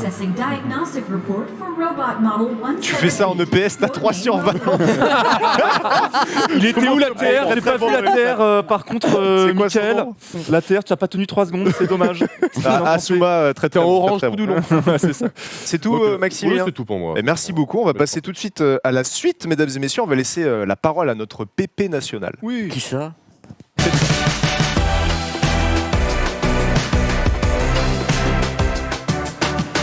PP, de quoi tu vas nous parler? Il est aujourd'hui surconnecté. Messieurs, dames, complètement, mais complètement. Journaliste du 21e Ça va, tout le monde va bien, Ça va le très chat, les viewers. c'est super. On va faire 2 news et puis après, je sais pas si on embraye directement avec la chronique Mais ou tu pas. fais ce que tu non, mais veux. c'est vous qui me dites parce que après, je me répands comme une sorte d'omelette Non, mais baveuse tu as en raison. permanence, donc hommage. J'ai imaginé un truc que je ne vais pas imaginer. J'ai dit omelette baveuse. Donc on va faire 2 news et puis après, si vous voulez, on passe ou pas. Alors je vais avoir un gros produit qui devait être là, qui devait prendre beaucoup de temps, mais il n'est pas arrivé. Je sais pas où est le coursier. Tu veux mais pas il le rappelle sûr. teaser parce que tu nous le ramènes ou tu peux dire ce que c'était? Ah, mais c'était une enceinte, c'est la nouvelle enceinte Amazon Echo Studio, la Big One. Ouais. Donc je pense qu'ils ont dû oublier ou ils n'ont pas trouvé l'entrée. J'en sais rien. Mais j'ai d'autres produits très très jolis qui sont là, plein de talent, de charme et d'humour, tout ce qui vous manque. Et Ah, il est bon, bon, allez, il attaque. mais casse-moi la gueule. Alors les news, on va commencer par un truc qui m'a fait kiffer. Vas-y. Une petite vidéo sur un produit qui est pas nouveau, mais là ils sont en train d'essayer de pousser les vitesses. C'est une fusée qui s'appelle la Bloodhound. Ah, la fusée. Voilà la fusée. Enfin, c'est une fusée, c'est sur Terre quand même. C'est un véhicule terrestre qui n'est pas supersonique. La Bloodhound a battu un record de vitesse avec une crête à 1010 km/h. Ouais. Donc j'ai bien dit 1010 km/h Ok. sur sol. C'est-à-dire qu'elle ne décolle pas. Ils n'ont pas mis les ailes pour qu'elle décolle. Il y a un être humain à Qu'elle ne décolle l'intérieur. pas, justement. Donc un bipède qui est à l'intérieur. Alors il faut savoir que mec l'équipe qui qui a a conçu ramassé cette cher. chose-là, absolument incroyable, c'est celle qui a fait un modèle légendaire qui s'appelle Thrust SCC, qui détient par contre le record de vitesse en 97 de 1227 km/h sur sol, c'est-à-dire que c'est supersonique. Dès que ça dépasse 1224 km/h, qui est donc le mur du son, on est en supersonique. Donc le Thrust n'a toujours pas été égalé. D'accord. Donc cette équipe essaye avec ce produit qui est donc la Bloodhound d'avoir ce record de vitesse absolument incroyable. Ils veulent donc aller à 1290 km/h dans les mois à venir pour être sûrs de battre le record supersonique. Et les mecs sont juste au taquet, quoi. Alors regardez un peu le truc, les images sont super impressionnantes. Donc là ils vont faire une crête On à dirait juste 1000. un suppôt qui entre dans la Exactement, stratosphère, mais exactement, et on le voit à peine rentrer à cette vitesse-là. Et donc Je sais plus où j'en suis. Donc la crête est à 1010 km/h, mais en moyenne est à 800 km/h à peu près. Moi je ne sais pas, à la place du mec, je serais quand même un peu... Ouais, mais c'est surtout ça, comment garder le contrôle sur la machine. Et là, un poteau, tu sais. Là, même avec de la peur, c'est carrément... Il y a un GPS qui dit. Tu dois avoir un peu peur quand même. C'est l'opération Mission Impossible, carrément. Par malheur, excusez-moi. Très joli, très joli. Elle est très bien. Alors le meilleur, c'est pas ça. Imaginez de 0 à 100 km/h en 1,6 secondes. Le nombre de G dans la gueule est... Ouais, c'est que le mec te dit go. 0 à 100 km/h en 1,6 secondes. Je fais la même chose à vélo, mais bon. Et le truc qu'a gagné, enfin la chose qu'a gagné, le Thrust SCC, le mur du son en 30 secondes. Il débarque chez Greta en deux. Il débarque chez Greta. Donc le mur du son de 0 à 1224 km par seconde en 30 secondes. Ah ouais. Le truc, c'est juste du délire. Donc les mecs sont en train de s'éclater. Je sais pas où ils ont tourné ça, c'est à Salt Lake City ou n'importe où. Bon là, c'est quand même voilà, c'était pour nous. J'aime bien ces gars-là, tu sais. On a le record du monde, ouais. On essaie de le battre avec une autre bécane. Ouais, mais c'est la même équipe. Fais ça pendant 8 ans, vendu. Voilà. Johnny, tu pilotes toujours. Non, j'ai encore vomi, mais ta gueule. Il y a des sponsors, il y a tout. C'est ça. Okay. Donc voilà, c'était intéressant. Je voulais vous montrer ça parce que moi, ça me fait un peu kiffer. C'est ouf quand même. Ouais, bien sûr. C'est complètement ouf. Donc news suivante qui n'a rien à voir. On va partir maintenant au Japon. On va aller voir une marque qui s'appelle Sharp. Alors Sharp a fabriqué très longtemps des écrans LCD, des trucs comme ça, mais Sharp n'avait pas la réputation de faire de l'OLED puisqu'il laisse ça. Oh là là, c'est compliqué. Ne réagissez pas. Faites comme si vous n'aviez rien entendu. Mais tu sais que ici, j'ai l'opération les écoutilles. Moi, à un moment donné, je suis là et puis je suis comme les sous-marins. Je fais cling. Enfin, moi, je libère les ballasts. Devinez ce que ça veut dire. Et on imagine le truc, Vous imaginez le truc. Donc là, Sharp va revenir sur le devant de la scène. Ils ont prouvé qu'ils ne savaient pas faire que du LCD. Ils ont pondu récemment ce modèle-là, qui est chez eux un écran OLED enroulable. Oh, c'est des plis de 30 pouces. Ça se voit par contre. Wow. Alors je dis waouh parce qu'en plus Sharp n'a jamais fait ça. C'est-à-dire qu'ils voulaient un peu s'attaquer à ce que fait LG, Samsung, parce qu'ils l'ont un peu mauvaise, parce qu'ils n'arrivent pas à vendre leurs écrans OLED de petite taille, parce que de l'autre côté, les autres leur mangent la laine sur le dos, vois-tu. Moi, Pépé. Oui. Excuse-moi de te couper, mais dans une vidéo, tu n'avais pas présenté une autre marque qui fait ça. Le LG. Ouais, c'est le LG. Le LG est un modèle à grande taille, 60 pouces et quelques, mais du coup, ça a créé des inhibitions chez d'autres fabricants qui se doivent de montrer, vous savez, ils sont capables. Voilà, la jungle, gorille dans la brume, ils sont là, ils sortent, ouais, moi je peux le faire. Et donc, les gars ont bossé comme des fous au Japon. C'est la première fois qu'ils balancent un truc pareil pour bien montrer qu'industriellement, ils vont pouvoir assurer la planète. Quand il y a une pénurie de dalles chez LG, venez nous voir ici, les petits enfants. Et vous allez pouvoir comme ça avoir nos beaux produits. Le produit sera présenté au CES de Las Vegas. J'ai déjà rendez-vous avec les ingénieurs pour qu'ils m'expliquent un peu. Ah, tu vas voir ça quand donc le 8 janvier. Ok. Au CES. On parlera après du coup. Oui, qu'on parlera après pour nous expliquer un petit peu comment ils arrivent à le plier, comment ils arrivent à le moteur et tout. Les mecs m'ont dit on va tout te montrer, c'est génial. Je crois que ça fait longtemps que ça existe en fait. Oui, mais le côté pliable. Alors les tarifs sont intéressants comment aussi. Tu l'as gavé? Oui. Non, mais je suis déconne. Voilà, ça existe parce que j'en parlais déjà à l'époque. Merci. Pas la peine de te la ramener avec écharpe, ça suffisait. Désolé. Je te présente toutes mes confuses, c'est monstrueux. Donc alors ils sont en plus 0,5 mm d'épaisseur. La petite bestiole qui se replie sans aucun pli, c'est-à-dire qu'ils arrivent à plier, déplier comme ça. On voit qu'il y a une espèce de tendeur derrière pour. C'est ça, il y a une surface qui est un peu poussée, mais j'aimerais comprendre justement, donc je vais essayer de voir les choses. Donc au CES, j'aurai la réponse avec les ingénieurs. Il faut savoir qu'ils ont un nouvel type d'OLED également, avec du RGB de tous les côtés. Bref, ils sont très contents d'eux, et moi aussi je suis très content pour eux, ce qui est une bonne chose aussi. C'est vrai. Ça va faire marcher un peu les mecs dans les bureaux ici. Voilà, Suzuki, super. Le petit commerce, je leur dis écoutez, bravo pour votre réussissement personnel, je suis ravi pour le pays du soleil levant. Si Pépé vous félicite, c'est bon. Non, mais parce que au niveau OLED, le Japon a un retard certain sur la Chine, sur LG et Samsung, et ils se doivent d'essayer de faire quelque chose pour que ça bouge et baisser les prix. Tu as raison. N'est-ce pas? Et je vous parle de prix quand même. Alors à votre avis, combien coûte, pas cet écran dont j'ai pas le prix, le modèle LG? Le modèle LG, donc 60 pouces, combien coûte-t-il qui n'est pas encore en vente? Mais est-ce que vous avez une idée du prix du LG? 60 pouces. J'arrive pas à me rendre compte de la. Allez, on va dire je crois qu'il fait 50 pouces. 155 cm, un truc comme ça. Oui, mais c'est vrai qu'un 50 pouces enroulable, professionnel, 4K. 6 000.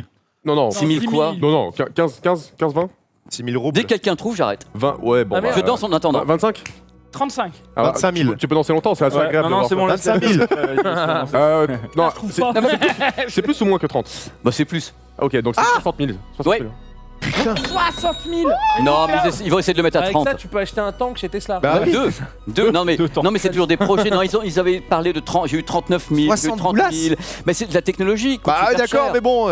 Mais c'est même pas encore lancé. Je veux dire, technologiquement, ils avaient dû. Il a un col roulé comme toi, peut-être que tu l'auras aussi un jour. J'ai peut-être moyen de faire une petite op avec eux. Regardez-moi aussi. Regardez l'alcool lui aussi. J'ai eu divers prix. J'ai des Philips Hue à la maison. J'ai eu des prix prix à 30 000, j'ai eu des prix à 39 000, 40 000, 60 000. On saura après. C'est pas encore proposé à la vente. Et quand ça sera proposé à la vente, ça sera pour les magasins, pour les gens fortunés. Débordable quand t'as le truc, quoi. Non, mais la piscine, très pratique pour nager. Et il y a un truc, c'est que tu peux relever par palier, c'est-à-dire que par exemple, si tu mets que 30 cm, tu peux avoir uniquement les infos, enfin du truc, des tweets, tu peux faire par palier. D'accord. À 60 000 balles, je veux pas que les tweets. Moi, je t'assure. Attends, ils ont quand même mis la télé à côté de la piscine. Bah, parce que tu peux, t'as une piscine. Qu'est-ce que tu t'emmerdes? Bah, rappelle-toi que dans la villa, on était à Los Angeles. Il y a, toi, quand tu y étais encore l'année dernière, il y a une télé à peu près partout, même dehors. C'est-à-dire qu'il y a 3 terrasses, il y a une télé par terrasse.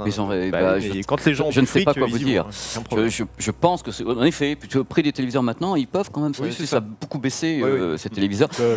Voilà, c'est ce que je voulais vous montrer de ce côté-là. Je vais vous montrer maintenant. Je m'étais pas beaucoup intéressé dans le récap à un produit que je trouve pourtant très important dans le monde actuel. Mais qu'est-ce donc? Mais oui, vous savez très bien ce que c'est. Vous bossez dans le business du business. Il y a un truc qui est important. Voici mon petit bête. Voilà. On parle toujours on est en 2019. Je sais qu'actuellement, on n'a plus. Si on peut éviter d'avoir des vidéos qui font ça. Oui, c'est mieux.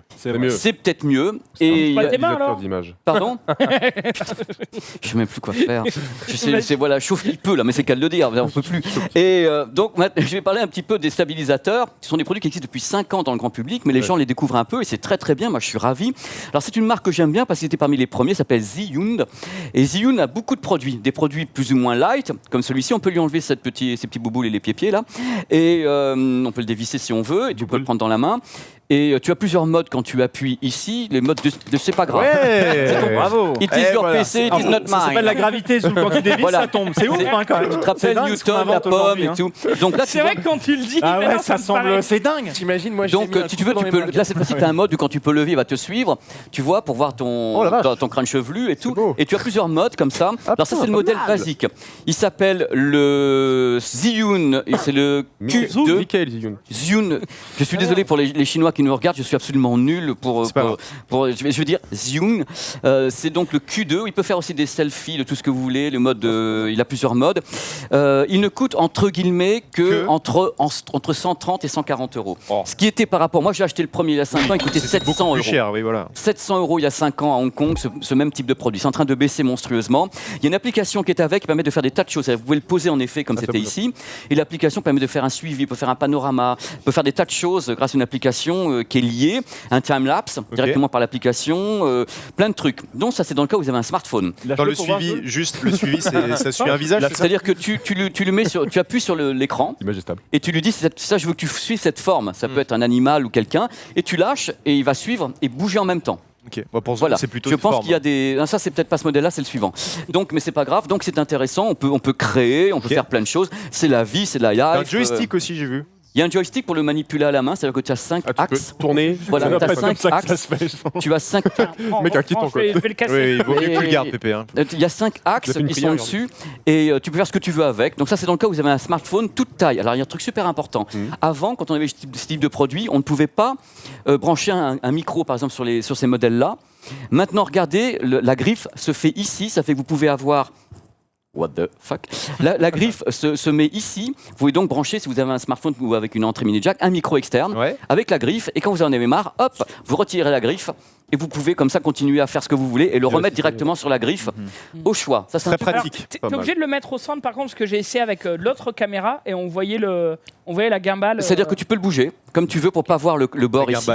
Donc l'idée quand même est géniale, c'est que tu prépares ça dans ta main et quand tu veux, et 3 secondes après tu peux commencer à filmer parce qu'il est déjà précalé. T'as plus qu'à l'installer. C'est fait pour être amené sur le terrain, quoi. Sur le terrain. Ouais. Alors dans le cas où vous n'avez pas qu'un smartphone, mais vous avez également une GoPro ou un appareil photo. GoPro, ça, c'est la nouvelle GoPro 360 degrés. 360 degrés. Tu nous en parles après ou tu l'as amené comme ça? Mais attends, mais c'est trop fort, je trop kiffe. Tiens, regarde. Tu nous en parles après? Non, c'est déjà fait. T'étais pas là. Dans les émissions. Je suis désolé, mais je peux en reparler si vous voulez. Dans le cas où t'as plus gros, Oui. Tu as ce produit. Putain, mais les beaufs sur ce plateau, vas-y, rigolez pas en régie Dis-nous tout, aussi. donne-nous les Gros, chiffres, directement, Pépé. ça réagit, vous saoulez aussi. C'est le petit oui de Hugo. Le mieux, c'est le oui avec la voix grave. Oui. Parce que les gens entendent peut-être pas, mais comme ça hurle de rire dans la régie. Donc alors pour les... Regarde, il continue. Pour mon utilisation, Pépé. Pour ton parfait, les gars, utilisation, après, hein. tu as ce produit qui peut donc avoir des smartphones, également la GoPro, puisqu'il y a un petit rail pour la poser, ainsi que des appareils photo. Arrêtez de vous marrer, j'en peux plus. Les appareils photo jusqu'à 700 grammes.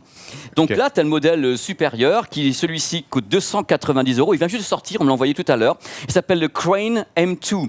Même chose, avec des tas de choses. Il y a des modes que je ne peux pas activer parce que le produit est trop gros, où quand tu places le produit, tu appuies sur un bouton et il tourne comme ça à 360 degrés. Ah oui. Ça fait que tu peux faire un montage où tu as l'image qui tourne et reprendre, filmer ailleurs et faire un raccord image au moment où ça tourne. Je pense que dans la vidéo, c'est hallucinant. Donc c'est un mode 360 degrés qui est... je pense que c'est maintenant, ils vont le faire. Même chose, tu as le petit truc pour l'enlever. Comme tu veux, tu le plaques et tu peux renlever directement la griffe. C'est un des modèles les plus créatifs que je connaisse pour un prix pareil. J'ai rarement vu ça, c'est-à-dire qu'il peut vraiment prendre tout type de produit. C'est ça qui est intéressant, c'est que smartphone, GoPro... regardez, alors c'est ce mode-là. Quand vous tournez, il n'a pas encore activé, malheureusement, et tu tournes à un moment donné, tu peux faire un raccord. Raccord. Michel, stop. Voilà, tu peux faire des raccords. Est-ce que c'est une fonction qui est intégrée avec l'application du produit? Non, tu peux monter après, mais tu as ce qui est intéressant quand tu fais ça, c'est qu'il faut que tu aies dans la rotation une vitesse identique. Okay. Donc l'intérêt de faire ça par la machine, c'est qu'elle va faire une rotation à la vitesse identique et le point de raccord, tu vas l'avoir dans ton montage au moment où tu seras en bas de l'un et le monter de l'autre. Oui, tu auras un raccord complet. Si tu le fais à la main, tu vas avoir un truc qui va être chaotique. Là, c'est automatique dans la rotation du truc, avec un équilibrage. Alors l'idée, bien sûr, c'est avant que tu utilises un produit pareil, ce qu'on n'a pas vraiment fait tout à l'heure, j'ai pas eu le temps, c'est que tu équilibres le produit sans que ça fonctionne. Et puis après, tu envoies la rotation, tu envoies la stabilisation. Je suis extrêmement con, j'arrive pas à enlever ça. Tu fais avec un ongle et tu pousses. J'ai pas d'ongle. Quelqu'un qui a un ongle, il faut que tu pousses les petits bitoniaux, la petite capota. Moi, j'ai pas de pouce, et tu pousses et voilà, ils arrivent tout de suite. Et ça donc la GoPro, c'est la Max. Tu l'as testé Oui, je l'ai testé. Il y a une vidéo sur ta chaîne Non, j'ai la 8 que j'ai testée, mais pas la Max. Je pars la tester dans 15 jours. Tu peux redire les deux prix des deux produits? Alors, le plus petit pour les gens qui ont des smartphones tout poids entre 120 et 149 € pour ce modèle qui est donc le Zhiyun Q2, un modèle que j'ai acheté moi-même. Je l'ai acheté parce que j'ai trouvé le produit hyper intéressant et qui marche très très bien. Et dès que je l'ai approché du front, ça l'a mis hors tension quand même. Il faut sécurité qui a été mise. 290 € à peu près pour le modèle qui fait en même temps les APN, la GoPro. Moi, je conseille les gens qui veulent vraiment créer celui-ci puisqu'il permet de mettre plusieurs types de produits. C'est quand même un budget. Oui, mais la stabilité est hallucinante. C'est-à-dire que tu n'as plus le côté amateur, même avec les smartphones qui te disent nous on a une petite stabilisation optique, machin. Mais du coup, justement, si tu utilises un... Il faut déconnecter. Ouais, il faut le déconnecter. Vous avez une double action, vous allez avoir du flicker, comme en français. Check Max, je crois, il utilisait un aimant. Pardon.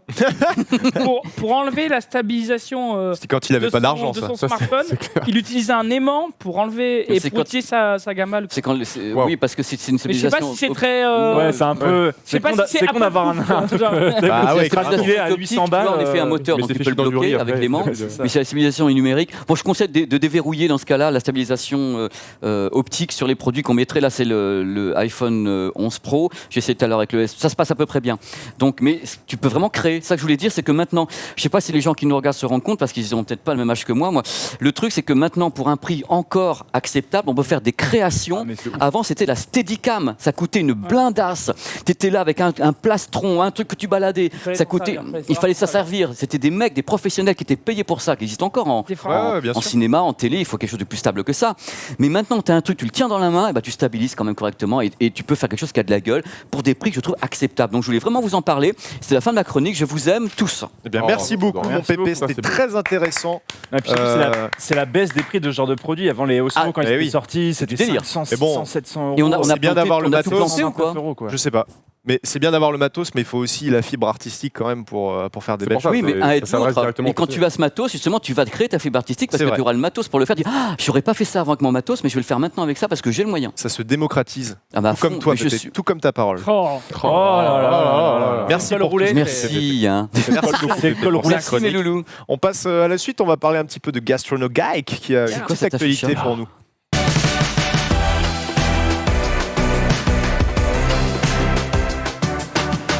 Gastro. Ouais, non. Gastronogeek. Ouais, voilà. Tu viens de nous parler de. Toi, demain, tu passes 2 heures dans ma cuisine, il y a des chasses. Justement, j'espère qu'il ne sera pas quelques microbes, hein, tu m'as compris. Non, tu as quelque chose avec toi aujourd'hui? Qu'est-ce que c'est que cette chose? Voilà, qu'est-ce que tu lances encore? Mais qu'est-ce que je lance encore? Écoute, moi j'en parle, voilà, c'est là.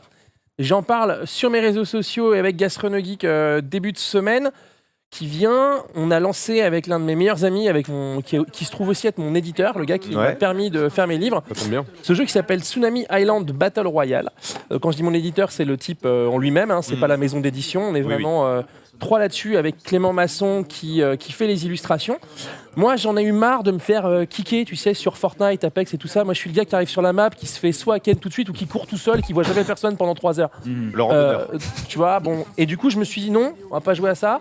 Il m'a dit on n'a qu'à faire du Battle Royale, mais en jeu de plateau. Moi, il y a longtemps, avant que je fasse de la cuisine et tout ça, je bossais dans le jeu de société. C'est de la belote, quoi. Et non, tu verras, non, bien entendu que non. La bataille. Voilà, si tu veux, là, tu vois le plateau. Alors là, c'est le proto de la boîte. J'ai pas tous les éléments puisque c'est mon co-créateur qui les a.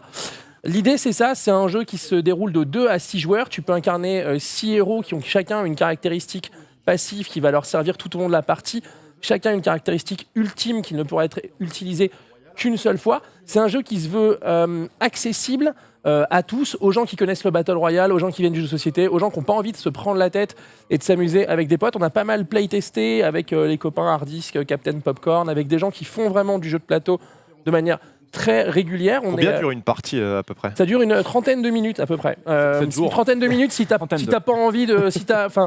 les planqués, tu vois, les gars qui sont en sniper loin, ils peuvent te faire durer longtemps. Après, c'est un tsunami, c'est-à-dire que c'est sur Tsunami Island, c'est-à-dire qu'à chaque tour, le tsunami frappe l'île et enlève une partie de la map. Classique Battle Royale. Ce qui veut dire qu'à un moment donné, le but étant qu'il ne peut en rester qu'un, tous les autres joueurs doivent mourir. Bien évidemment. Voilà, ça favorise les rencontres, quoi. Bien sûr. Donc voilà, le jeu, on l'a lancé en crowdfunding il y a 48 heures. On a déjà levé un peu plus de 25%. C'est bien. Donc merci de me permettre d'en parler. Bah de rien. Merci beaucoup. Ça fera 10 balles, mon pote. Voilà. En plus, c'est par hasard parce que tu t'étais pas censé. Non, pas du tout. Emenro m'a appelé en me et... demandant si j'étais disponible ce soir, étant donné que je viens toujours le vendredi pour préparer la cuisine du samedi. Et du coup, j'en suis. Merci beaucoup de l'opportunité que vous me faites de parler de ce jeu. C'est un jeu qui nous a pris un peu plus de 8 mois à développer, à mettre en place. On a investi énormément de notre poche, comme tu peux le voir, les illustrations qui sont faites par Clément. Tout ça, c'est déjà pas mal financé.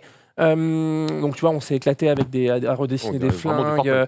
Oui, non, mais tu vois, on est dans l'idée du Battle Royale, mais avec des personnages comme Fishing Fred, qui, tu sais, le pêcheur hipster. Ça m'a bien gavé quand ils ont annoncé le nouveau truc de Fortnite, tu sais, après le Black Hole et tout ça. Dans les nouveaux personnages, il y avait un pêcheur. J'étais en mode, putain, les fumiers. 6 mois qu'on était sur le DOS et voilà, non, et c'est un jeu qu'on trouve nous forcément on trouve marrant. Soit vendeur, mais un éboueur, un truc comme ça. C'est ça. Mais l'intérêt avec le crowdfunding, c'est que il y a très peu de contrepartie. Le but pour nous vraiment, c'est de financer la fabrication du jeu.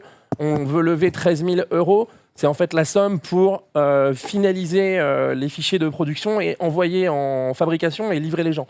Donc on a vraiment fait tout le développement sur notre temps libre et sur nos deniers personnels. Donc voilà, et voilà. La prévente, quoi. En gros, c'est de la précommande. Voilà, moi je le vois comme ça. Je suis pas du tout dans un discours. On a besoin de vous, créons une communauté de machin. Non, on a fait un jeu, on en est super content. La seule manière qu'il se fasse, par contre, c'est que les gens le précommandent. Donc c'est pour ça que j'ai parlé aujourd'hui. On avait parlé avec Max plus tôt dans un récap cette semaine, et c'est vrai qu'aujourd'hui il y a de plus en plus de jeux de société qui se lancent via les plateformes de crowdfunding, parce que du coup pas d'argent perdu pour les gens qui investissent dedans, et en plus de ça, bon, la plupart du temps quand ça se passe bien, quand tu dépenses tes sous, t'es certain d'avoir le jeu à la fin. Et c'est arrivé qu'il y a eu des cas un peu. Ah non, c'est très fréquent, et malheureusement énormément en France. Il y a beaucoup de dossiers de gens qui moi j'ai backé des projets. j'ai reçu les trucs 3 ans après. Les mecs avaient eu toutes les galères de la Terre. Il y a malheureusement même des gars qui reçoivent la thune et qui la dépensent pas comme ils doivent la dépenser, qui déposent leur bilan. C'est-à-dire que t'as payé, t'as pas la boîte et t'as même plus d'interlocuteur en face. Nous, fondamentalement, on travaille avec Ulule sur ce projet-là parce que beaucoup d'amis du jeu de rôle qui font leur jeu de rôle sur Ulule m'ont dit écoute, fais-le chez eux, c'est très bien. Et on a été très bien accueillis. À nouveau, comme nous, on a investi beaucoup, on est en mesure de dire le jeu est fini. De toute façon, il y aura pas on va pas se remettre 6 mois en redéveloppement de trucs, tout ça. Nous, là, ce qu'on veut faire, c'est finaliser les fichiers, envoyer en fabrication et livrer les gens. Donc le jeu, si vous le commandez jusqu'au 30 décembre, il arrivera au plus tard en juin 2020. Parce que parmi les quelques contreparties qu'on a mis en place, on prévoit quand même pour les personnes qui vont acheter les contreparties les plus chères, de les créer eux dans le jeu, de créer un personnage avec leur visage, tout ça. Donc c'est vraiment, pour le coup, ça c'est le petit truc de développement qui ne va dépendre que du crowdfunding, du financement participatif. Voilà. Nous rappelle le nom du projet. Tsunami Island Battle Royale, vous le trouvez sur Ulule. Moi j'en parlerai demain dans la cuisine rapidement, je passerai les liens. C'est sur ulule.com/tsunami-island-battle. Royal.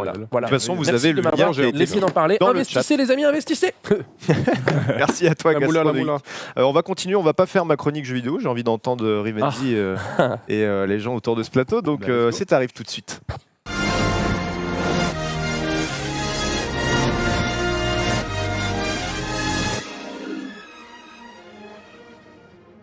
Alors Rivenzi, Tesla. Bonjour à toutes et à tous.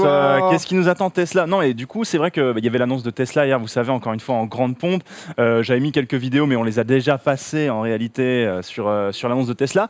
Mais c'était rigolo que Elon Musk reprenne cette idée de vouloir annoncer ses produits comme ça en grande pompe, ça se fait beaucoup. Mais surtout quand il porte le nom Tesla, parce que Tesla était connu pour lui aussi faire des grandes conférences. Nikola Tesla, l'inventeur, duquel est hérité, vous voyez, tout ça c'était bien fait. Qu'est-ce qu'il va faire Elon Musk à chaque fois? Il y a cette sorte d'attente qui est très intéressante et on va voir qu'il ressemble un petit peu à la personnalité de Nikola Tesla. Et quand je vous dis Nikola Tesla, qu'est-ce qui vous vient à l'idée? Électricité, c'est bien, on a ça. Moi j'aurais électricité aussi. Électricité aussi. Tout ce qui nous vient à l'idée en fait. Tout ce qui vous vient à l'idée pour l'instant. Je sais pas trop le mec.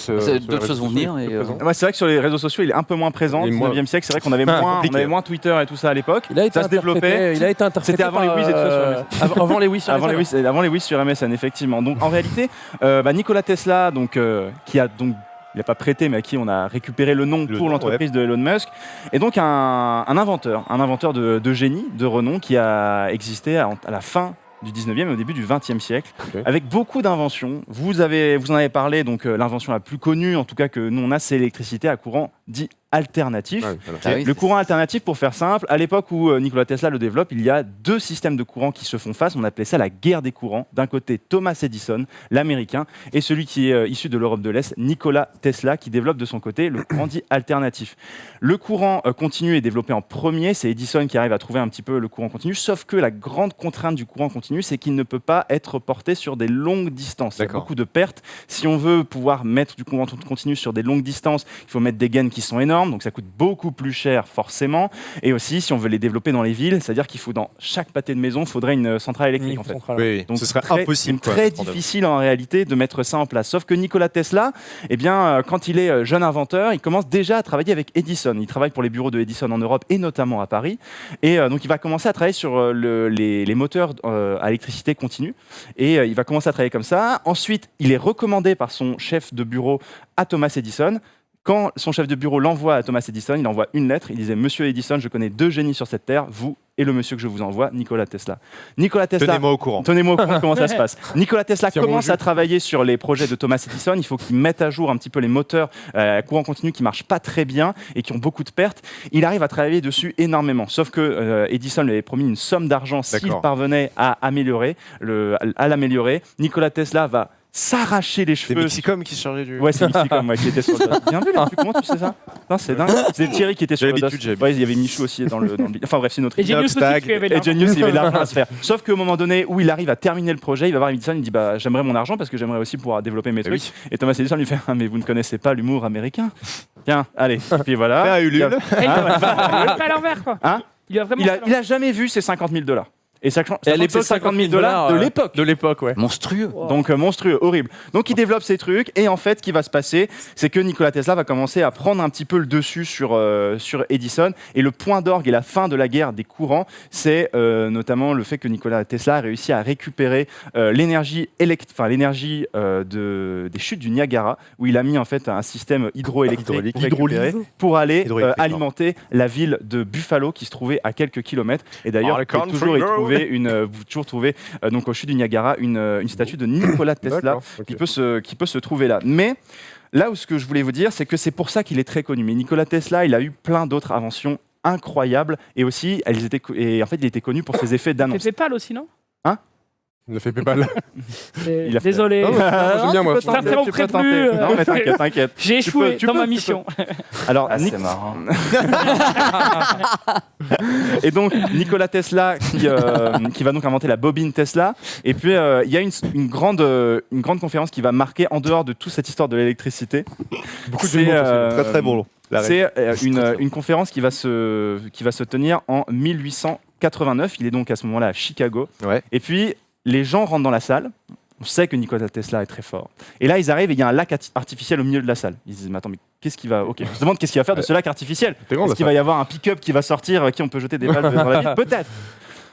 Ce qui se passe, c'est que les gens s'installent. Nikola Tesla arrive, il pose un bateau miniature sur le truc. Et là, il prend une petite commande. Voilà, et voilà, il prend une télécommande, il arrive à faire bouger en 1889. Hot Wheels. Incroyable.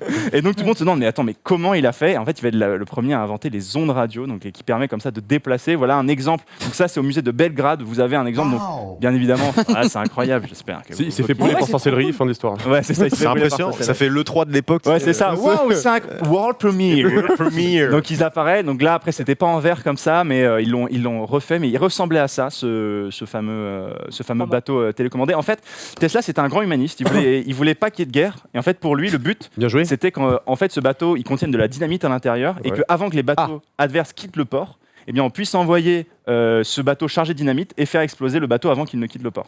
Voilà, c'était une façon un peu particulière de conceptualiser la paix, mais il fallait anticiper les conflits. T'évites de tuer les mecs en fait. En fait, c'est ça. En fait, il y avait personne dans les bateaux. C'est avant que le bateau soit affrété pour partir. Hop, on envoie ça.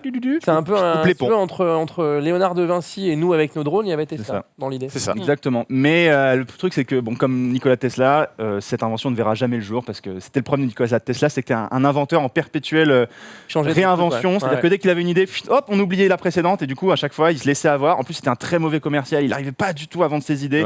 À chaque fois, il demandait à des mecs qui avaient de l'argent de le financer, sauf que les gars, à chaque fois, lui mettaient à l'envers. Ça se passait pas bien. C'est passé comme ça pour le courant continu. Il a été plusieurs fois à travailler dans les mines. Ah, mais c'est horrible. Et les banques ne faisaient pas confiance. C'était horrible. Moi, ça m'énerve les mecs comme ça. Chérie, t'as ramené les 50 000 $ d'Edison. Alors écoute, Moon, en fait, non, le gars, il veut plus. Et moi, je suis avec mes 2 prises et mon tournevis, je sais pas quoi faire. Mais par exemple, tu vois, sur le courant alternatif, ses associés, il a décidé de leur refiler 5/9 de ses revenus. Le con. Mais garde tes deniers. C'est ça, mais quel blaireau. Garde tes deniers, Nicolas. C'est ça le problème. Alors Nicolas, il avait d'autres idées qui étaient complètement folles, et notamment celle du rayon de la mort. Il voulait concentrer des rayons à particules, et selon lui, il pouvait détruire des flottes de près de 10 000 avions à 400 km. Venant du ciel. Le mec, alors là, tout le monde se dit fumisterie. Il décède en 1943, ce monsieur, mais en 1936, à chaque année, il faisait une conférence pour son anniversaire, et en 1936, il déclare à propos de ce rayon de la mort, parce qu'on lui pose des questions, mais ce n'est pas une expérience, j'ai construit, démontré et utilisé cette technique. Il restera que peu de temps avant que je le délivre au monde. Il est mort. Il est décédé 6 ans plus tard. Une sombre histoire de rayon. Alors, une simple histoire de rayon. Il avait laissé ses brouillons, j'espère. Alors c'est fou parce que Nikola Tesla se disait sous surveillance depuis des années, notamment par le FBI. Il existe, si vous êtes intéressé d'ailleurs, public le dossier du FBI sur Nikola Tesla, les recherches qui étaient faites à son sujet, parce que Tesla travaillait notamment sur cette histoire du rayon de la mort. Le FBI avait proposé de financer. Il avait refusé de travailler pour le FBI. Quelle année, là, on est en 1937. On est dans les années 30 à ce moment-là. Il y avait aussi beaucoup d'inventeurs en Europe qui collaboraient avec les nazis, donc il y avait déjà une course à l'armement qui commençait à se faire à ce moment-là. Nikola Tesla décède en 1943. Il a à ce moment-là 87 ans. Ah oui, oui, il est mort quand même. Voilà. Mais il meurt, on ne sait pas trop comment, parce qu'en fait, on le retrouve dans sa chambre d'hôtel, parce qu'il finit sa vie solitaire, seul, dans une chambre d'hôtel, un peu en ermite, parce qu'il avait quelqu'un qui était très particulier. On dirait aujourd'hui qu'il était autiste Asperger. Beaucoup de gens disaient ça. Il avait une mentalité très bizarre. Il avait beaucoup de troubles obsessionnels compulsifs. Il était obsédé, par exemple, par le chiffre 3. Quand il voulait rentrer dans un bâtiment, il fallait qu'il fasse 3 fois le tour du bâtiment. Il était aussi obsédé par le fait de serrer la main aux gens. C'est-à-dire que quand il serrait la main, il fallait absolument se laver les mains derrière parce qu'il trouvait ça horrible. Ouais, c'est inquiétant. Quand il voyait des choses. Il était à la PG, c'est tout. Ouais, c'est ça, il était à PGW. C'était peut-être pour ça. C'est peut-être pour ça. Il est mort. Et donc, oui. Il est parti en éclair. Ça existe aussi. Ouais. Il a disparu. Et donc Nikola Tesla a quand même marqué quand même son époque. Il a quand même été oublié par la suite tout de même. Mais ce qui est rigolo, c'est qu'on peut retrouver, si ça vous intéresse, sur Internet, le fameux dossier sur Nikola Tesla. Et il y a aussi l'un des premiers grands adversaires de Superman.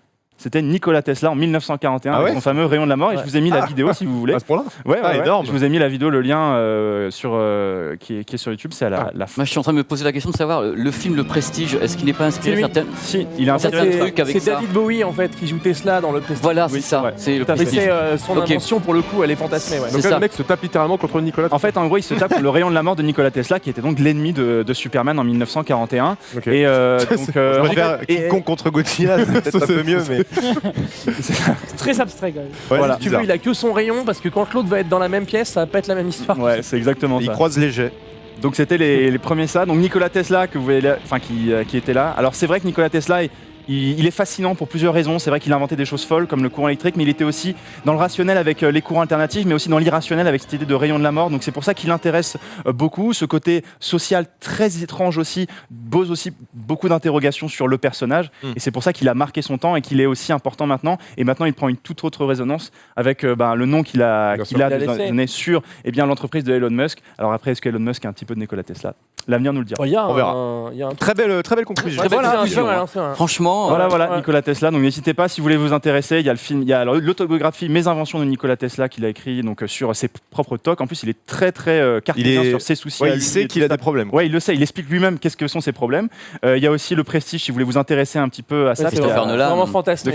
C'est complètement fantastique. Dans le Prestige, c'est fantastique. Mais ça reste David Bowie. Ouais, c'est quand même pas mal cool. Exactement. Et il y a un très bon reportage sur la guerre des courants qui est même disponible gratuitement sur YouTube si vous voulez les regarder. Sur la bataille des courants entre Thomas Edison et Nikola Tesla. Ben merci beaucoup, c'était très passionnant. Voilà, on apprend des choses avec Sir Rivenzi. Voilà, pour cette comme ça, si vous avez des Tesla, c'est les voitures, ferme-la. Alors attends, je vais t'expliquer, il est mort en 43. Ah, c'est vrai, il est mort en 43 et il fallait qu'il fasse 3 fois le tour de pâté de maison avant de rentrer dans une salle. Merci beaucoup, Rive. On va passer à la suite. Est-ce qu'on a le temps ? Oui, on a le temps. Ta chronique durera combien de temps, mon cher ? Je sais pas, le temps que tu me diras. Bah écoute, vas-y, c'est à toi.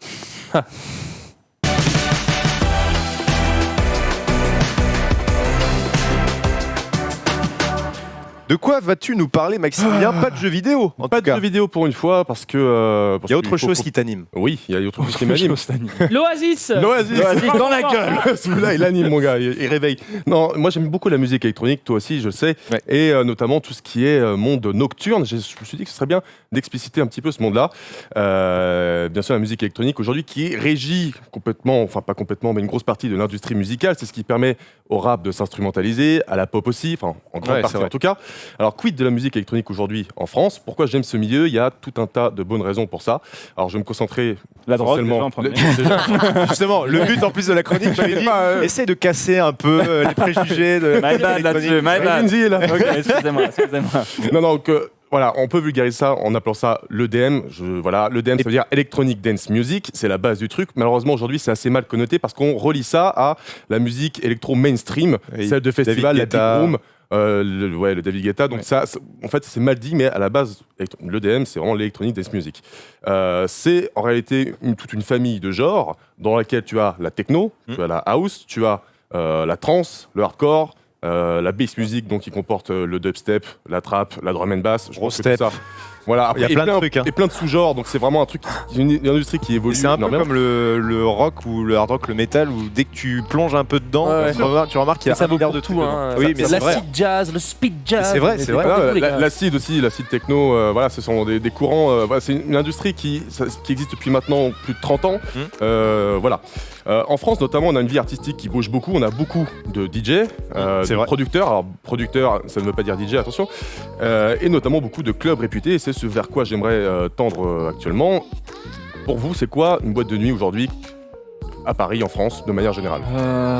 Je t'avoue que moi, je déteste les boîtes de nuit. Je sais pas si je suis la bonne personne pour répondre. Petit kéké en levé. Ça m'intéresse parce que d'un point de vue externe, de votre idée, tout le monde a forcément des a priori, des clichés, je ne sais pas. Donc, pour moi, c'est un lieu ludique. un lieu où on peut découvrir de la musique, en même temps écouter des choses qu'on connaît déjà, c'est-à-dire un lieu où moi je suis plutôt pour le mec qui va aller, j'ai beau avoir ok boomer, je vais quand même en boîte très très souvent parce que moi j'ai été DJ, donc j'ai gardé des contacts ici à Paris avec des DJ qui sont parisiens. Et le truc c'est que moi je vais aller facilement vers une boîte où le DJ est résident parce que le mec il a le temps de former sa clientèle avec quelque chose et les itinérants, je sais jamais sur qui tu vas tomber à l'intérieur. Mais en même temps, moi je suis un fan de trance à la base, je suis un fan d'Armin van Buuren, je suis un fan de Tiesto, j'ai fait les concerts à Ibiza de ces gars-là et tout. Mais j'aime bien fidéliser l'endroit où je vais parce que je vais m'habituer, le mec va me faire découvrir un truc parce que j'ai confiance en ce DJ-là. J'aime pas entrer dans une boîte et pas trop savoir. Mais chacun fait exactement ce qu'il veut. Pour moi, c'est un endroit ludique, découverte et en même temps des trucs connus. Il y a Pépé dans la fosse là, il y a Pépé dans la fosse. Le mec qui saute là. Le bon équilibre pour moi, c'est les deux. C'est-à-dire la découverte et un truc connu. Bah c'est marrant, ça c'est ton avis, tu vois. Moi, j'ai un autre avis sur les boîtes de nuit. Pour moi, c'est un endroit où tu ne peux pas parler avec les gens parce que tu ne t'entends pas. C'est un endroit où tu as. Après, est-ce que c'est un endroit pour aller parler aussi? T'as des zones de chill out. C'est une question qu'on peut se poser. Il y a des fumoirs. T'as du chill out dans les boîtes. T'as des endroits de chill out. Tu vas à Ibiza, t'as le dance floor principal. T'as d'autres petites salles. Il n'y a pas de chill out. Non, attends. Dunkirk. Ouais, t'as des endroits de chill out. Mais est-ce qu'on va en boîte pour. En effet, ça soulève un truc ce que tu dis. Est-ce qu'il y a des gens qui vont en boîte uniquement pour teuffer, se dire on va sur la piste de danse, on arrive à 1h du mat, on en repart à 6h? Ou est-ce qu'on y va également pour faire la tchatch, pour essayer de pécho et autres? C'est plusieurs façons de faire les choses. Le chauve a du succès. Le chauve a du succès. C'est rassurant. Je sais pas si quelqu'un d'autre veut donner un avis. Moi, je suis pas consommateur de ça pour les raisons que je travaille comme un salopard tout le temps. Et c'est vrai que quand j'ai du temps libre, ça arrive très régulièrement, je veux l'accorder à mes potes pour pouvoir en profiter. Tu les amènes en club. Si je les entends pas, que je les vois pas, qu'on se bouscule, que ça sent la sueur, et parce que ça c'est l'image que j'en ai, forcément des gens qui se trémoussent dans un espace clos à un moment donné, voilà. Moi je suis pas consommateur de ça. J'ai une anecdote pour la sueur, j'ai une anecdote. L'anecdote est toute simple. Ce qui s'est passé, c'est qu'à un moment donné, on a interdit la clope. Les boîtes de nuit. Qu'est-ce qui s'est passé? C'est quand il n'y avait plus l'odeur de tabac, il restait quoi? Le reste. Eh bien, figurez-vous que il y a des discothèques, il y a des potes, il y avait parfum odeur de tabac dans la boîte de nuit pour éviter justement que ça sente le tilleul. Que ça sente un peu le tilleul, que ça sente un peu le dessous de bras mal brossé. Tu vois le truc? On essaie de des parfums qu'on pouvait pas mettre avant, on met des parfums parce qu'en effet la clope était un pare-feu, par odeur quoi. On va leur mettre une odeur de merde comme ça il y aura pas. C'est bien. Ça fait un choc. Les boîtes sentaient le tabac froid quand on entrait dedans avant l'ouverture. Maintenant, c'est plus le même trip, ça sent autre chose. Bon, en réalité, il y a deux facettes en vrai de la nuit, en tout cas en France. Il y a ce que j'appelle les boîtes à bouteilles qui font une très grosse partie de la nuit. Comme le Bounty à Concarneau par exemple. C'est quoi une petite boîte sur le port en fait? En gros, c'est la boîte de nuit classique plutôt. Il y en a beaucoup à Paris, mais t'as un DJ dans un coin, DJ qui est souvent résident, c'est vrai, mais qui est un peu délaissé par le public. Tout le monde s'en fout, ils sont pas tournés vers lui. Tout le monde s'en balèque, on peut même dire ça. Le but est de danser, de claquer du fric avec des michtos et. Wow, Maximilien, s'il te plaît. Non, mais c'est totalement ça. Si vous voulez, c'est tout le côté luxure de la nuit, dans le bon gros cliché. C'est le cliché de la boîte de nuit. Voilà, c'est la boîte de nuit autant de Seine-et-Marne que celle que tu as sur les Champs-Élysées. Tu t'y connais en boîte de nuit de Seine-et-Marne? Et je connais. En vrai, j'ai expérimenté 2 fois dans ma vie, j'ai fait plus jamais, tu vois. Et bref, donc voilà, donc ça c'est ce qui rapporte aussi énormément de thunes. Et après, tu as l'autre facette de la nuit qui m'intéresse beaucoup plus, qui est beaucoup plus pointue, et ce qu'on pourrait comparer à des salles de concert où ce qui compte, c'est la programmation. Tu aimerais la programmation, la performance du mec, quoi. Exactement. Ouais. Donc là, tu as, ça fait toute la différence parce que dans ces lieux-là, tu as un public qui se déplace pour certes passer un bon moment, etc., mais surtout pour écouter la prestation des artistes qui sont programmés dans la nuit. Donc en vulgarisant, tu pourrais dire que c'est une succession de concerts, de mecs qui viennent livrer une prestation littéralement jusqu'au petit matin, voire plus. Ah oui, clairement. Et ça fait absolument toute la différence. Ça reste pas Mozart non plus, les gars. Non. Attends, je rigole que ça. Le gars, non, il fallait bien un petit peu de condescendance. L'extrême violence du mec. Alors bien sûr, t'as toujours le côté déjanté de la fête et parfois le côté un peu borderline qui est propre à la nuit que tu ne pourras pas retirer. Voilà, c'est comme ça, c'est peut-être pas fait pour tout le monde. Par exemple, mais c'est ça qui est génial, il y a toujours un truc à découvrir, à partager, des gens à rencontrer parce que ces populations-là, dans cette facette-là de la nuit, seront toujours bienveillantes, même si elles sont différentes effectivement d'un point de vue vestimentaire. Voilà. Donc il y a des clubs comme ça qui sont, voilà, on a DJ Snake, le porte-étendard aussi maintenant actuel de la France. À fond. On a des clubs comme ça qui sont réputés partout dans l'Hexagone. On a Lyon, Toulouse avec le bikini, et surtout à Paris, il y a des institutions énormes. C'est un patrimoine culturel qu'on renie en fait un peu. En fait, à Paris, si j'ai bien compris, quand j'en avais parlé avec toi, si tous les soirs tu veux tu veux voir des artistes comme ça, tu peux quoi. Quasiment. Tous les soirs, c'est compliqué parce qu'on n'est pas non plus c'est pas non plus les États-Unis. Les États-Unis, par exemple, ils ont un fonctionnement différent. Ça termine à 1 ou 2 heures du matin, tu vois. Ce qui fait que le lendemain, tu peux théoriquement aller bosser. En France, c'est toute la nuit, c'est nocturne, donc c'est généralement le week-end ou le jeudi soir pour les étudiants, mais bon, voilà. Donc en vrai, il y a beaucoup comme ça de temples à Paris. Tu as le Rex Club qui se passe. Pépé tout de suite. Évidemment. Ça part, une institution qui est un des plus vieux clubs de France en fait, qui se passe donc sous le Grand Rex, le cinéma. Tu as la machine du Moulin Rouge. Le Rex, c'est l'endroit qu'elle a vu le plus souvent Laurent Garnier, parce qu'il a été terriblement longtemps. Moi, j'allais le voir au Rex. Absolument. Ouais. Mais il y a j'aimerais bien voir un DJ set de Pépé. Il y a une vidéo sur Ibiza qui est sur ma chaîne où je suis avec les platines Vinyl Technics et elle est sortie dimanche. Oh là là, je l'ai placé. Non, mais le truc, il y a un truc qui me fait kiffer dans tout ce que tu dis, parce que moi, je discute avec mes potes DJ. Justement, je vais avoir des mots qui sont, faut les prendre tels qu'ils sont. Depuis qu'on a eu des choses qui sont passées à Paris avec le Bataclan et autres, mes potes DJ ont senti quand même que la vie à Paris, la vie nocturne, avait quand même pris une petite. Il s'est passé des trucs, les gens étaient un petit peu psychologiquement un petit peu tristes, et le monde de la nuit était un petit peu en péril, avec le Queen qui a bougé des Champs-Élysées, qui était parce qu'il commençait à perdre du fric, et des endroits qui étaient cultes. Où on en est aujourd'hui? Est-ce que tu sais ça? Parce que moi, mes potes me donnent pas des bonnes nouvelles. Non, les nouvelles sont pas spécialement bonnes. En fait, t'as des courants t'as beaucoup de clubs qui ferment. En fait, t'avais le Showcase qui était sous le pont Alexandre III qui a fermé. Alors il a muté en d'autres trucs maintenant, c'est une boîte à bouteilles, voilà. Le Queen a fermé effectivement. Il a été déplacé. T'as le Zigzag qui est un club cool qui a fermé aussi, donc qui s'est transformé en casino. Enfin, bref. Ah oui, d'accord. Totalement normal quoi. Oui.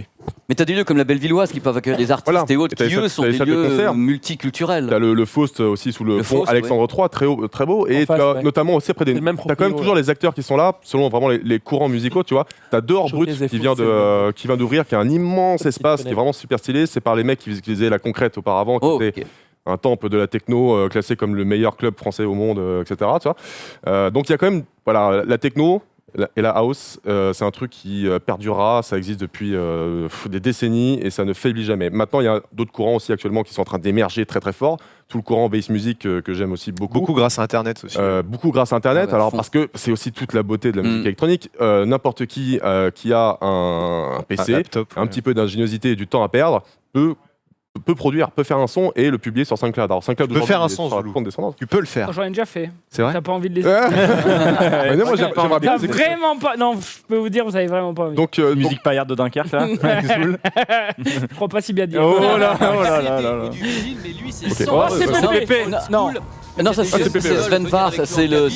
Il connaît tout. Non, mais c'est le DJ allemand, parce que je fais un truc sur les platines vinyles en boîte de nuit. C'est-à-dire qu'à Ibiza, ils mixent sur vinyle. Il y a des mecs, dont Sven, je l'ai interviewé et tout, le reportage est là-dessus. C'est pas un berlinois, lui, il mixe, pardon. C'est pas un berlinois, lui, par hasard. Si, tout à fait. C'est un mec qui mixait pendant les blocs de l'Est.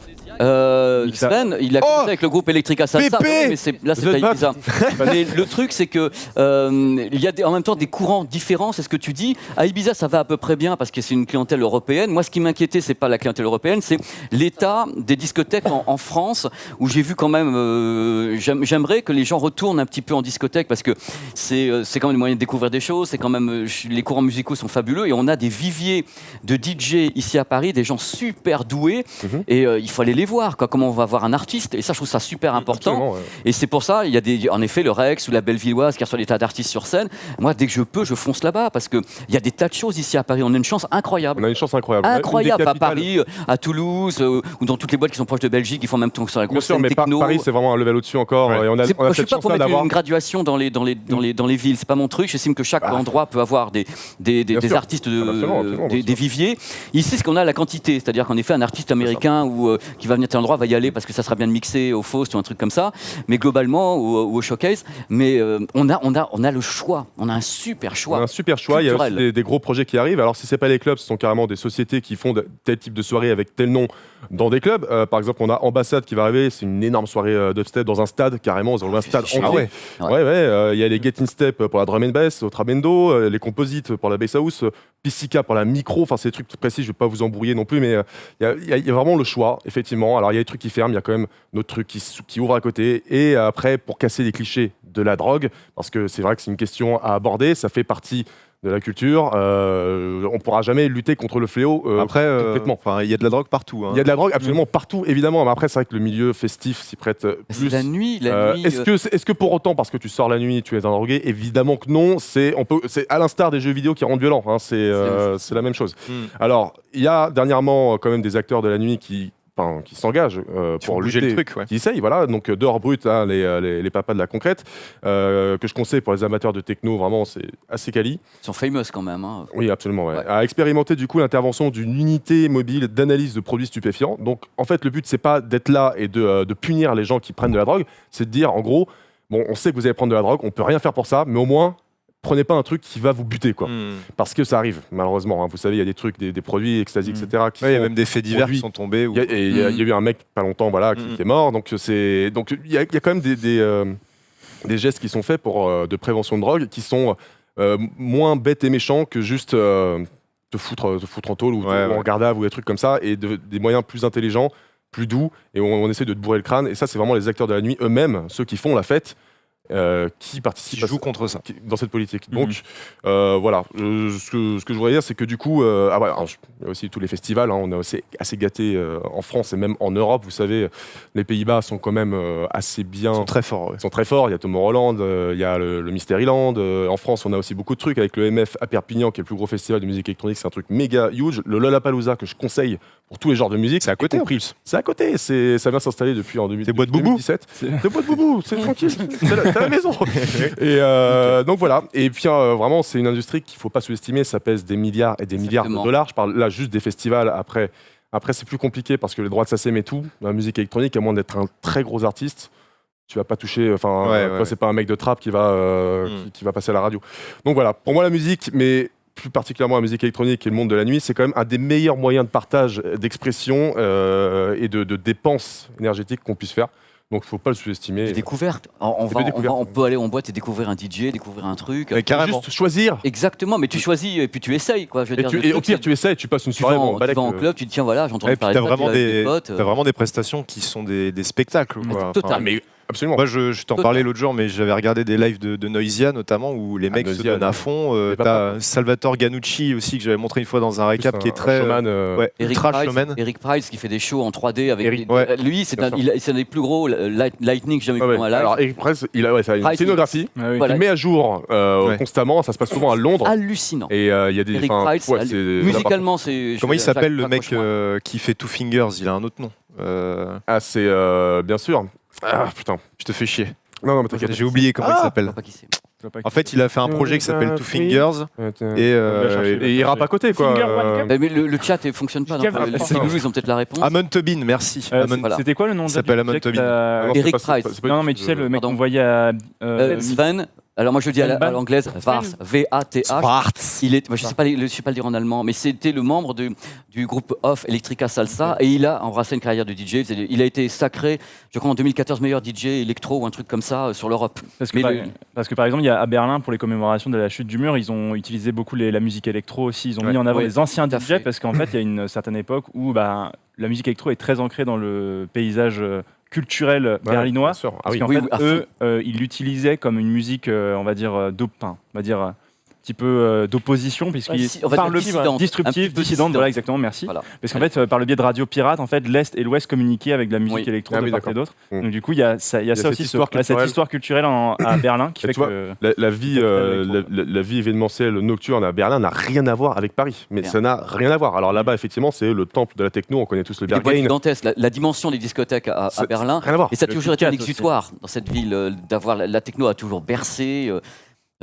Oui, puis des années. Tu as ce côté brut de décoffrage et très industriel que tu ne retrouves pas à Paris ou que tu trouves dans des warehouses. Il faut savoir où chercher.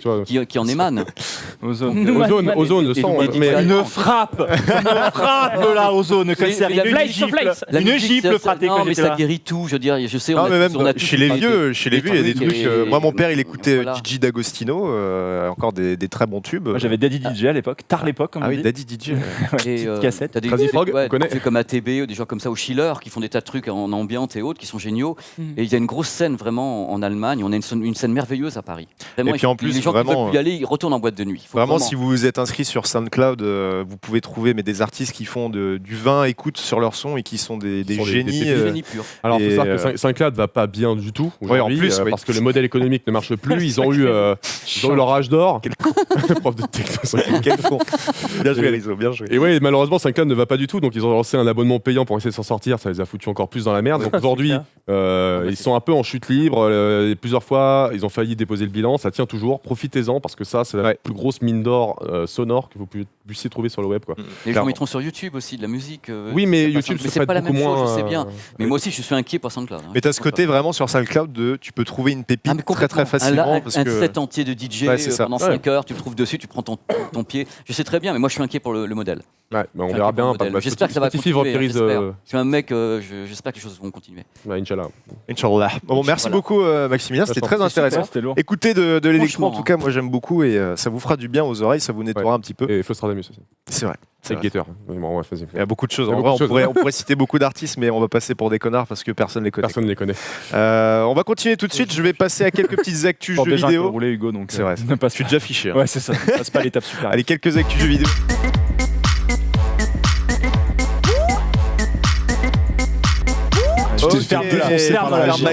Ferme-la. Parlons vite fait d'Half-Life hier qui a été annoncé. Je sais pas si vous avez tous vu le trailer. J'ai vu le trailer, ouais. Mais moi franchement j'ai rematé le truc à la maison. Tu peux le mettre en fond pendant qu'on en discute. Mais le fait que ce soit un projet uniquement disponible en VR, alors je crois que ça sort en mars si je dis pas de bêtises. Déjà en mars ça va être un mode ouf parce qu'il y a 1 milliard de jeux qui sortent. Mais c'est surtout que, bon, ok, il faut dépenser des sous pour pouvoir... Et jouer 1 heure et déposer le casque après, et comme beaucoup, plus jamais y retoucher, parce que c'est des expériences et non des vrais jeux.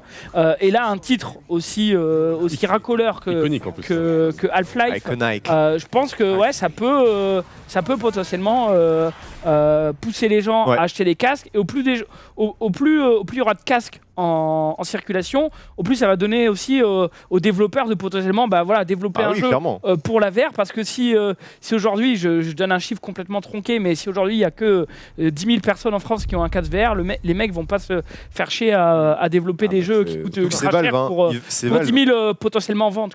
C'est Valve, ils jouent sur la fibre nostalgique à fond, en mode ok, on fait revive une licence que vous avez attendue, que vous avez pleuré pendant des années et c'est devenu des mèmes qu'on voit absolument tous les mois quasiment, en mode Half-Life 3, non, il n'y en a pas.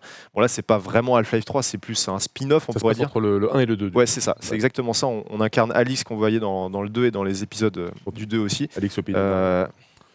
Vas-y, continue. En forme ce soir. Ce soir, il est en mode. Je regrette pas d'être venu. Très bon spectacle. J'aurais dit oui encore plus vite. En tout cas, le projet a l'air de plaire, puisqu'il y a plus de 4 millions de vues sur la vidéo et il y a. Presque 300 000 pouces bleus et très très peu de pouces rouges. Enfin, c'est très bien accueilli, donc hâte de voir ce que ça donne. On en saura plus au TGA, je l'ai dit hier, mais je le rappelle, donc les Game Awards qui auront lieu le 12 décembre dans la nuit pour nous. Je vais pas parler de The Last of Us, c'était juste des petits concept art jolis. On va passer directement à Hero 3 Nemesis. Alors, pour ceux qui ont fait... est-ce qu'il y en a qui ont fait Resident Evil 3 plus jeune? Je ne sais pas. Pas du tout. J'ai fait Devil May Cry. Je suis désolé. Joker, toi t'étais sur les platines. Je sais pas. Sur les platines. Je sais pas de quoi vous me parlez. En tout cas, le RE2 Remake cette année a été un succès. Je crois qu'il s'est écoulé à 4,6 millions d'exemplaires, donc ça a très très bien marché. Il y avait des rumeurs comme quoi ils étaient en train de taffer sur le 3 et ça a plus ou moins été confirmé par une taupe. Alors je retrouve l'article, je crois que c'est ici. C'est un YouTuber en fait qui s'appelle. Ouais, c'est ça. Spawn Down, non, comment il s'appelle? Je crois que c'est ça, ouais. C'est Spawn Wave. Et il avait déjà étiqueté le fait que From Software travaillait sur un nouveau projet. Ce projet, c'est Elden Ring, qu'on a découvert à l'E3. Là, il nous donne des indications là-dessus en nous disant que clairement, Hero 3 Remake, c'est pour l'année prochaine. Ah oui. S'ils le sortent, je crois qu'il était sorti en janvier de cette année. Il était sorti en janvier 2019, ouais, absolument. En tout cas, ce qui est bien pour eux, Capcom, c'est que RE3 se passe au même endroit que RE2. Bon, il y aura des assets à refaire, bien sûr, et la map à compléter. Mais en tout cas, il y a la base qui est déjà ici. C'est sûr. Et ça a bien, et apparemment, ça fait. Alors aujourd'hui, enfin, en plus de ce youtubeur-là, du coup, tu as Eurogamer, donc célèbre site britannique, qui a confirmé selon ses propres sources que le jeu était bel et bien en développement depuis quelques temps. Et ce, malgré le fait qu'en ce moment, il soit focusé sur Project Resistance, qui est un spin-off. Hein. Et donc, le jeu, effectivement, sortirait en 2020, ce qui est quand même vachement tôt, parce que, comme tu l'as dit, ça fait même pas un an que Resident Evil 2 est sorti, quoi. Donc, pourquoi pas. Ils sont sur une bonne dynamique. Hein. Ils sont sur une très bonne dynamique. Alors aussi, du coup, Capcom a précisé, confirmé sa volonté de réutiliser uniquement les licences qu'ils ont déjà dans leur portefeuille et pas forcément en créer de nouvelles. Donc ça veut dire faire des suites, ressusciter des licences dormantes en faisant des suites et en faisant des remasters ou des remakes type Resident Evil 2 ou 3. Donc c'est pas exclu qu'à l'avenir, je sais pas, ils nous fassent un remake de Devil May Cry, de Beautiful Joe, j'en sais rien. Bien, Beautiful Joe. Beautiful Joe, c'était petite collection sur Switch, ça mangerait pas de pain. Hein. Ouais, pourquoi sur Switch? Parce que c'est portable, tu peux jouer partout. Ouais, non, c'est nul. Après, le premier est sorti que sur GameCube, je crois. Non, il est sorti sur PlayStation 2 aussi. Mais beaucoup plus tard. Je sais plus. Je crois qu'il a été réadapté plus tard. En tout cas, Capcom, ils sont sur une bonne dynamique depuis la sortie de DMC5 et de RE2 Remake, donc ils continuent. Et on verra ce que ça donne pour l'année prochaine. Qu'est-ce que je peux dire? Ah oui, on va parler un petit peu de Disney+, qui s'est lancé à l'étranger. Mais c'est vrai que Disney+, on se disait, bon, il y a eu beaucoup d'abonnés les premiers jours, tout ça. Ceci dit, il y aurait un petit raté quand même dans les fichiers, puisqu'il y aurait beaucoup de comptes qui se sont fait pirater depuis la sortie de Disney+. À peine lancé, déjà piraté, c'est ce qu'on voit sur cet article. Et tu peux descendre, il y a des tweets de gens qui se plaignent, notamment sur les internets, directement en mode les notifs mail, votre compte a été changé de mot de passe, tout ça. Donc ça touche énormément de monde quand même. Il faut que Disney+, ils réagissent quand même très très vite, parce que c'est très mauvais pour le lancement d'une plateforme qui n'est pas encore partout. Ce serait con qu'il arrive... que là, la pub, elle est terrible. Elle est très mauvaise. Hein. Et franchement, on peut se demander... pour un groupe comme Disney, comment c'est... Déjà, on compare Disney Plus à Netflix, à HBO, tout ça. Netflix en France, c'est assez récent, mais aux États-Unis, ça a quand même déjà plus de 20 piges. Avec les DVD. Voilà, et ils ont eu leur méga casserole. Disney, en fait, ils basent tout sur leur catalogue et sur les nouveaux projets en développement. Nous, quand ça arrivera chez nous, on n'aura pas ces problèmes-là. On n'aura peut-être pas le même projet non plus. Parce on n'aura pas le même catalogue non plus. On aura plein de trucs. Enfin, tu vois, il y aura d'autres problématiques. L'adapter au marché aussi. Mais je pense qu'ils lancent une plateforme pas en catastrophe, puisqu'ils avaient prévu leur coup, mais ils sont quand même moins. Ils ont quelques surprises, quoi. Voilà, c'est ça. Déjà que leur contenu se fait pirater en masse parce que. Parce que c'est pas lancé partout. T'as ça et le fait qu'ils n'ont pas récupéré la totalité du catalogue. Sur encore Netflix aujourd'hui en France, tu trouves encore. En Disney, en dehors de leurs films, je pense à Avengers, je pense à encore Ant-Man, tu trouves énormément de leur catalogue de grosses licences qui sont en train d'essayer de récupérer. Ailleurs. Pour la France, Netflix US, ils ont encore tout le catalogue Avengers, ils ont encore tous les films d'animation Disney Pixar jusqu'à la fin de l'année. Donc ils lancent leur truc, mais... Ils n'avaient plus le choix, il fallait qu'ils lancent maintenant. Il y avait trop de monde en face. Donc ils l'ont lancé avec ce qu'ils pouvaient. Enfin, tu as raison, côté des licences. Apple, tout ça. T'as des films qui sont en licence, même pas qu'avec les streamers, avec certaines chaînes télé pour des diffusions ils ont déjà acheté les droits pour 2020. Exactement. Ils pourront pas les mettre encore sur Disney+. Ça, c'est États-Unis, je connais pas pour la France. En effet, ils la lancent, tu as entièrement raison. Ils lancent. Et puis ils lancent comme ils lancent, parce que tu vois, là, tu parlais de la série téléchargée, on parle du Mandalorian.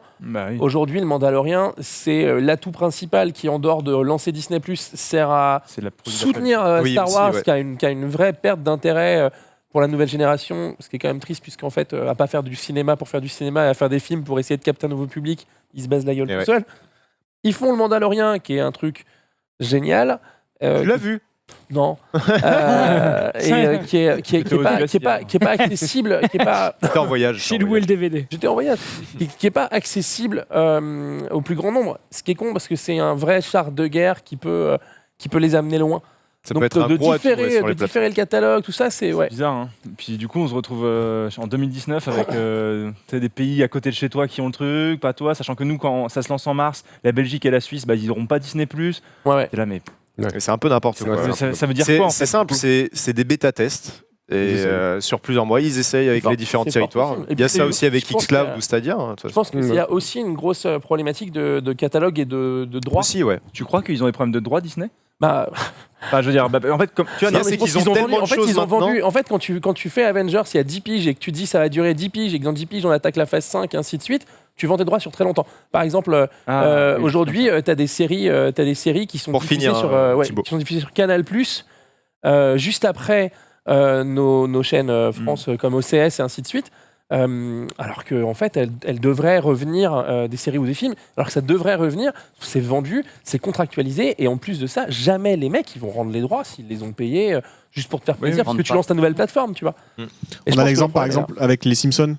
Disney a racheté la Fox, donc sur Disney+ aux États-Unis, vous avez tous les épisodes des Simpsons depuis que ça existe. En France, c'est W9 et M6 qui ont les droits. Donc ça veut dire que sur la version française qui débarquera en mars, on n'aura pas les Simpsons en tout cas au début. C'est pas grave, tout le monde a mais on a déjà eu le cas avec Netflix. House of Cards était diffusé sur Canal alors que c'est une série Netflix et c'est pas arrivé sur Netflix avant 4 ou 5 ans derrière. C'est la même chose. Et des petites choses comme ça qui changent entre quelques pays. Et c'est vrai que là, ça met un peu nos amis de Disney dans la merde. Je voulais juste reparler en 10 secondes de Stadia. Apparemment, c'est un très mauvais lancement pour le service. Selon un journaliste de Kotaku, apparemment, en termes je cite. Apparemment, en termes d'inscrits, c'est Google. Il a dit, j'ouvre les guillemets, Google Stadia est sorti aujourd'hui et ça ressemble déjà à un flop monumental. Il dit ça après s'être entretenu avec quelqu'un qui travaille chez Google. Il sort pas ça de son froc. Apparemment, ça se passe très très mal pour le launch. Je vous invite quand même à voir pour les performances la vidéo. Moi, c'est un truc que je regarde à chaque fois. C'est sur la chaîne de Digital Foundry. Ils ont testé notamment la latence et beaucoup de choses au niveau de Stadia. En tout cas, c'est sûr que au niveau du line-up et ce qui se dit surtout dans les articles, c'est le modèle économique de la plateforme est ultra flou et l'argument de non-vente, si je puis dire, parce que les gens ils n'ont pas envie de payer un abonnement et en plus les jeux derrière. Du coup, surtout que derrière on a xCloud, ces choses comme ça qui se lancent et qui sont beaucoup plus intéressantes avec un plus gros catalogue. À mon avis, il va falloir qu'ils remanient un petit peu tout ça dans les mois à venir. Et à savoir que le mec c'est Sean Lawson le mec qui s'occupe de Stadia en tout cas, c'est celui qui s'occupait du lancement de la PS3 et du lancement de la Xbox One. Rétrospectivement, la PS3, quand elle s'est lancée, c'était une catastrophe parce qu'elle était beaucoup trop chère, etc. Et la Xbox One, hérité. C'est ce que c'est. Phil Harrison de son nom. Phil Harrison de son état. J'avais d'autres choses à vous dire, mais c'est pas grave, on va laisser la parole à Zlou qui va nous terminer. Oh là là là, la terminante. Termine-nous. Jungle. Termine-nous, Zlou. Bah là, faut le lancer, faut pas.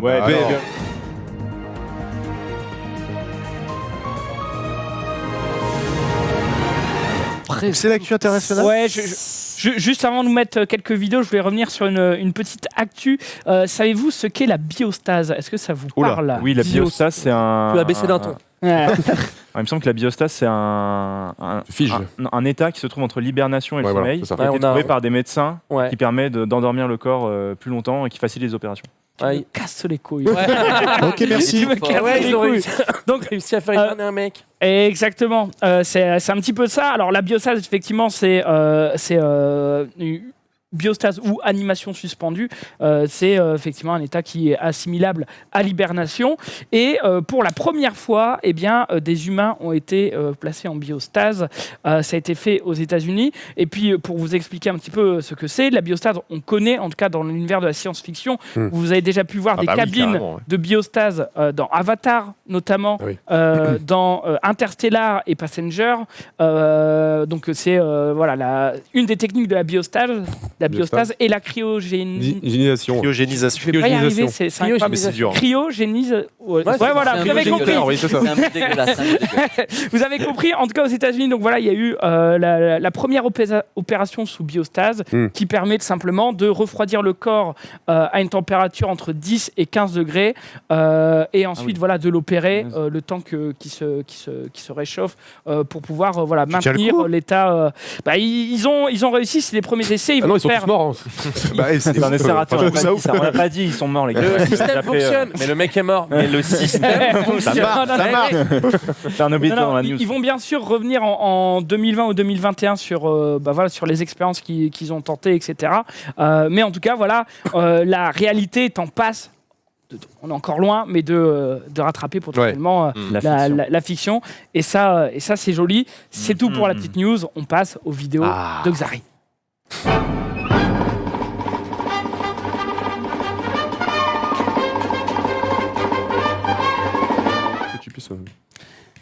Salut à tous. Vas-y. Salut à tous. Salut les potes. Aujourd'hui, on va se terminer avec des vidéos. Alors, j'ai eu un problème dans le tricard, donc c'est dans hier. Oh merde. Oh non. Oh non. Oh non, c'est dans hier. Et puis, on va pas mettre le malaise sur les maternelles parce qu'on l'a déjà mis en fait. Mais je vais vous parler de F1 avec, savez-vous ce qu'est un pit stop? Un quoi? Un pit stop.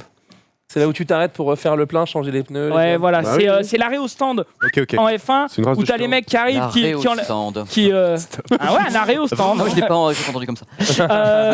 Et en fait, on a l'écurie Aston Martin Red Bull qui ils ont réalisé 3 records du monde. Le DM. On en parlait des boîtes de nuit à bouteille. Les boîtes à bouteille. Où sont les michetots? Tiens, Michto, moi j'ai un autre mot à te proposer, poucave. Bien sûr. Une poucave, une balance. Une merde. Il y a des humains, ils sont des professionnels en poucaverie, mais apparemment les dogos aussi, les chiens, on regarde. Ah oui, c'est ce que. Qui a bouffé le saucisson? C'est énorme. Qui a bouffé le saucisson? Alors par contre, on est sur le seul chien à gauche qui a des sourcils. Le chien à gauche, il dira rien. C'est Michel Drucker. Il est là, ouais, t'inquiète. C'est trop là.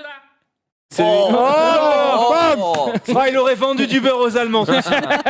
De la viande en grain. Allez, Attends, regarde, ils sont plusieurs en plus. Regarde le dernier, t'as l'impression il va avoir envie de le démarrer, tu Il y verras. a un peu un boucaquet. Non mais c'est lui. C'est toi.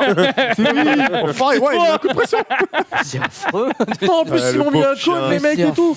On m'a su que c'est lui, bien sûr. Il lui a mis un coup de boule. Ouais, assez vénère, comme quoi peut-être que la poucaverie est quelque chose qui se trouve dans les gènes sur cette planète Terre. Personne générationnel. Une glace gratos, tu sais, c'est un peu le. Comment? Personne n'a envie de se prendre une glace gratos.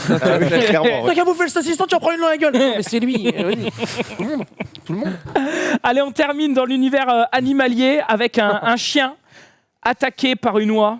Le chien qui se baignait. C'est mauvais les oies, c'est pas possible. C'est Comme méchant, quoi, c'est super méchant. On dit souvent gaver, la petite bête qui va pas bouffer la grosse, mais comme quoi.